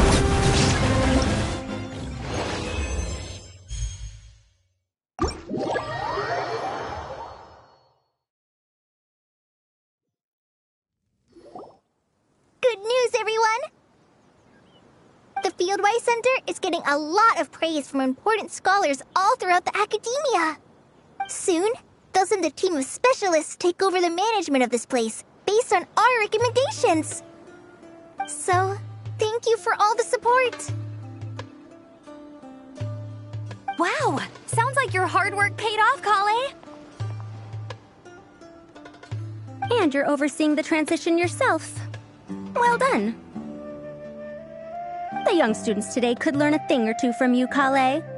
Your confidence, your proactiveness, your leadership. It's admirable. Not like some of the ones I teach. So focused on theses and research with no practical skills to speak of. To be honest, I don't feel all that confident. Being the go-between for all the different Darshans, coordinating everything, I still can't quite believe I managed it. Oh, but the Traveler and Paimon played a huge role in that too. I can't thank you both enough.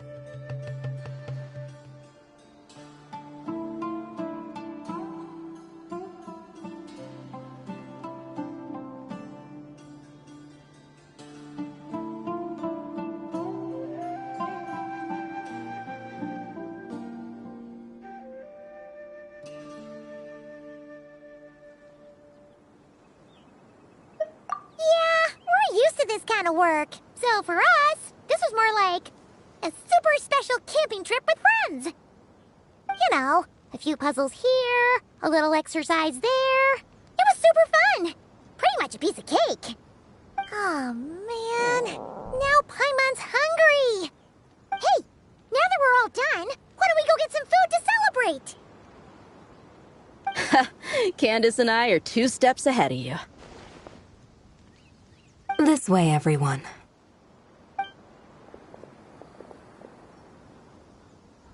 Woohoo! A feast! Perfect timing.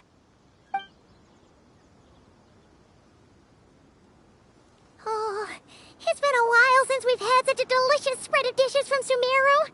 Paimon feels like she could eat twice as much. No, 3 times as much as normal.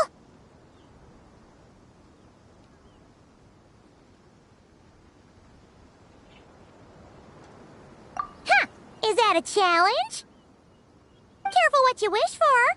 We have your wallet to think about. It's been a while since I've had food from the desert region. It's nothing like I remember. Now this is the real deal. Everything I've tried before pales in comparison. That means a lot, Madame Farazan. If all the researchers who came to our village were so polite, we would have an occasion to offer feasts like this more often. By the way, you planning on doing any sightseeing, Miss Amber? You came all this way after all. Oh, for sure. I hear that there's a forest full of gigantic trees northwest of Port Ormos, with trunks bigger than the entire width of the Good Hunter restaurant. I'd love to see it for myself. Oh, and I bet I could climb up and then glide down from the treetops. That sounds so fun. In that case, I'll give you some snacks to take with you. Like a dense cake or some dumplings. The wind's strong up there, so you don't want anything too crumbly. Oh, and you'll need a thicker water skin, so it doesn't break if it drops. Oh, dumplings sound great. So soft and chewy. Great thinking, Kale. As for the desert, I'd love to check out some of the ruins, like that giant one shaped like an hourglass. I'll just observe from a distance, though. Your ruins could be protected sites, so better to not barge in. Besides, there could be someone sleeping in there. I'm glad to hear that, Miss Amber. It's for the best. Your body won't be used to the desert environment, though, so traveling could be tough.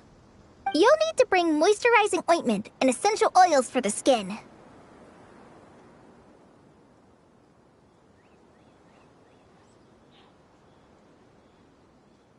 Honestly, though, helping set up the Fieldwise Center was the real highlight of this trip.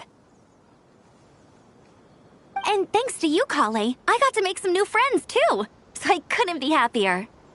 Feel free to drop in on me in Mondstadt anytime. I'll show you the best our city has to offer. Don't mind if I do. I had some dandelion wine while I was in Fontaine, and man, that was the stuff. So sweet and fragrant, not a single bitter note in there at all. And that was the imported stuff. I bet the taste is even better when it's fresh. I'm looking forward to downing a couple of barrels already. It couldn't hurt to take a break from wine, either. Those children gave you some hennaberry thorn powder, remember? You could make some tea. Come on, Candace. It's just a taste. The barrels aren't even that big. We're talking like 3 to 5 cups per, tops. And don't worry, I'd make sure to bring back souvenirs for everyone. Well, I've heard the Knights of Favonius library has quite the collection. I wonder if there are tomes that approach engineering from a different angle. Could be worth perusing. I'm not sure about the exact number, but the library's pretty huge, all right. What kind of books are you interested in, Madame Farazan? I can write them down and have Lisa get them ready for you. Either way, just leave your Mondstadt travel plans to me. Lisa? Lisa Mincy? Cyrus's prize student who he never stops bragging about? So that's where she's hiding. Ah, this is kind of nice, isn't it? Friends of ours meeting other friends of ours, then becoming friends in their own right. Yeah! Maybe we should start introducing our friends to each other. Paimon can think of a few who might get along. Huh, not a bad idea, right? Just imagine all the fun we could have!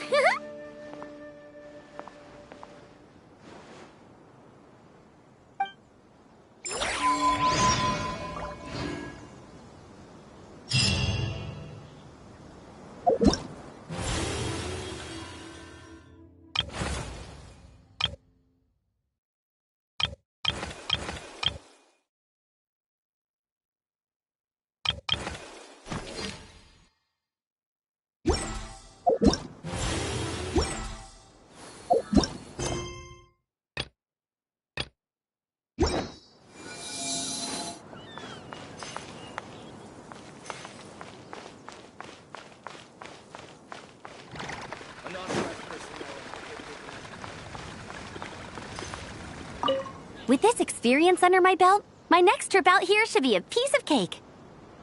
Of course, this one isn't over yet, but you've been going non-stop these past few days. Maybe we should head back to your place and take it easy for a while.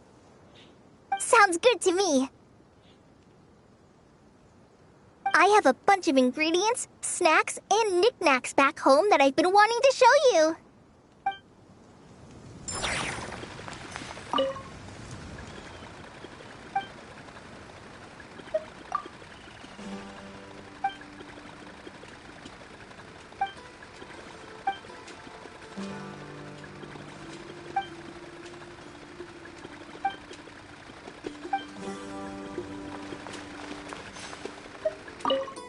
I had a wonderful time. Yes, a wonderful time indeed. Now to write a list of texts to send back with that enthusiastic young girl.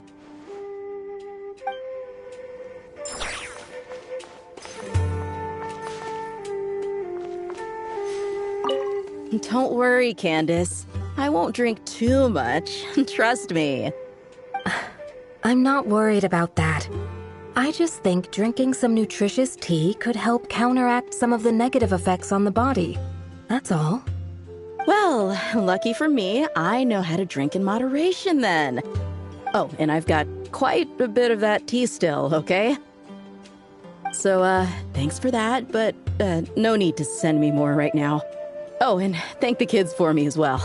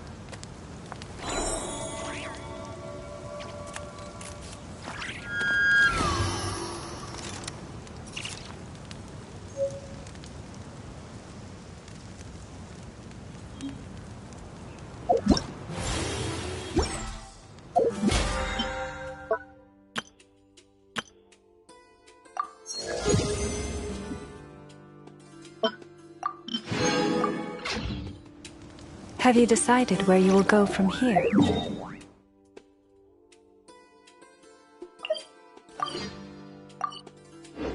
If not, why not find a patch of soft grass and rest a while?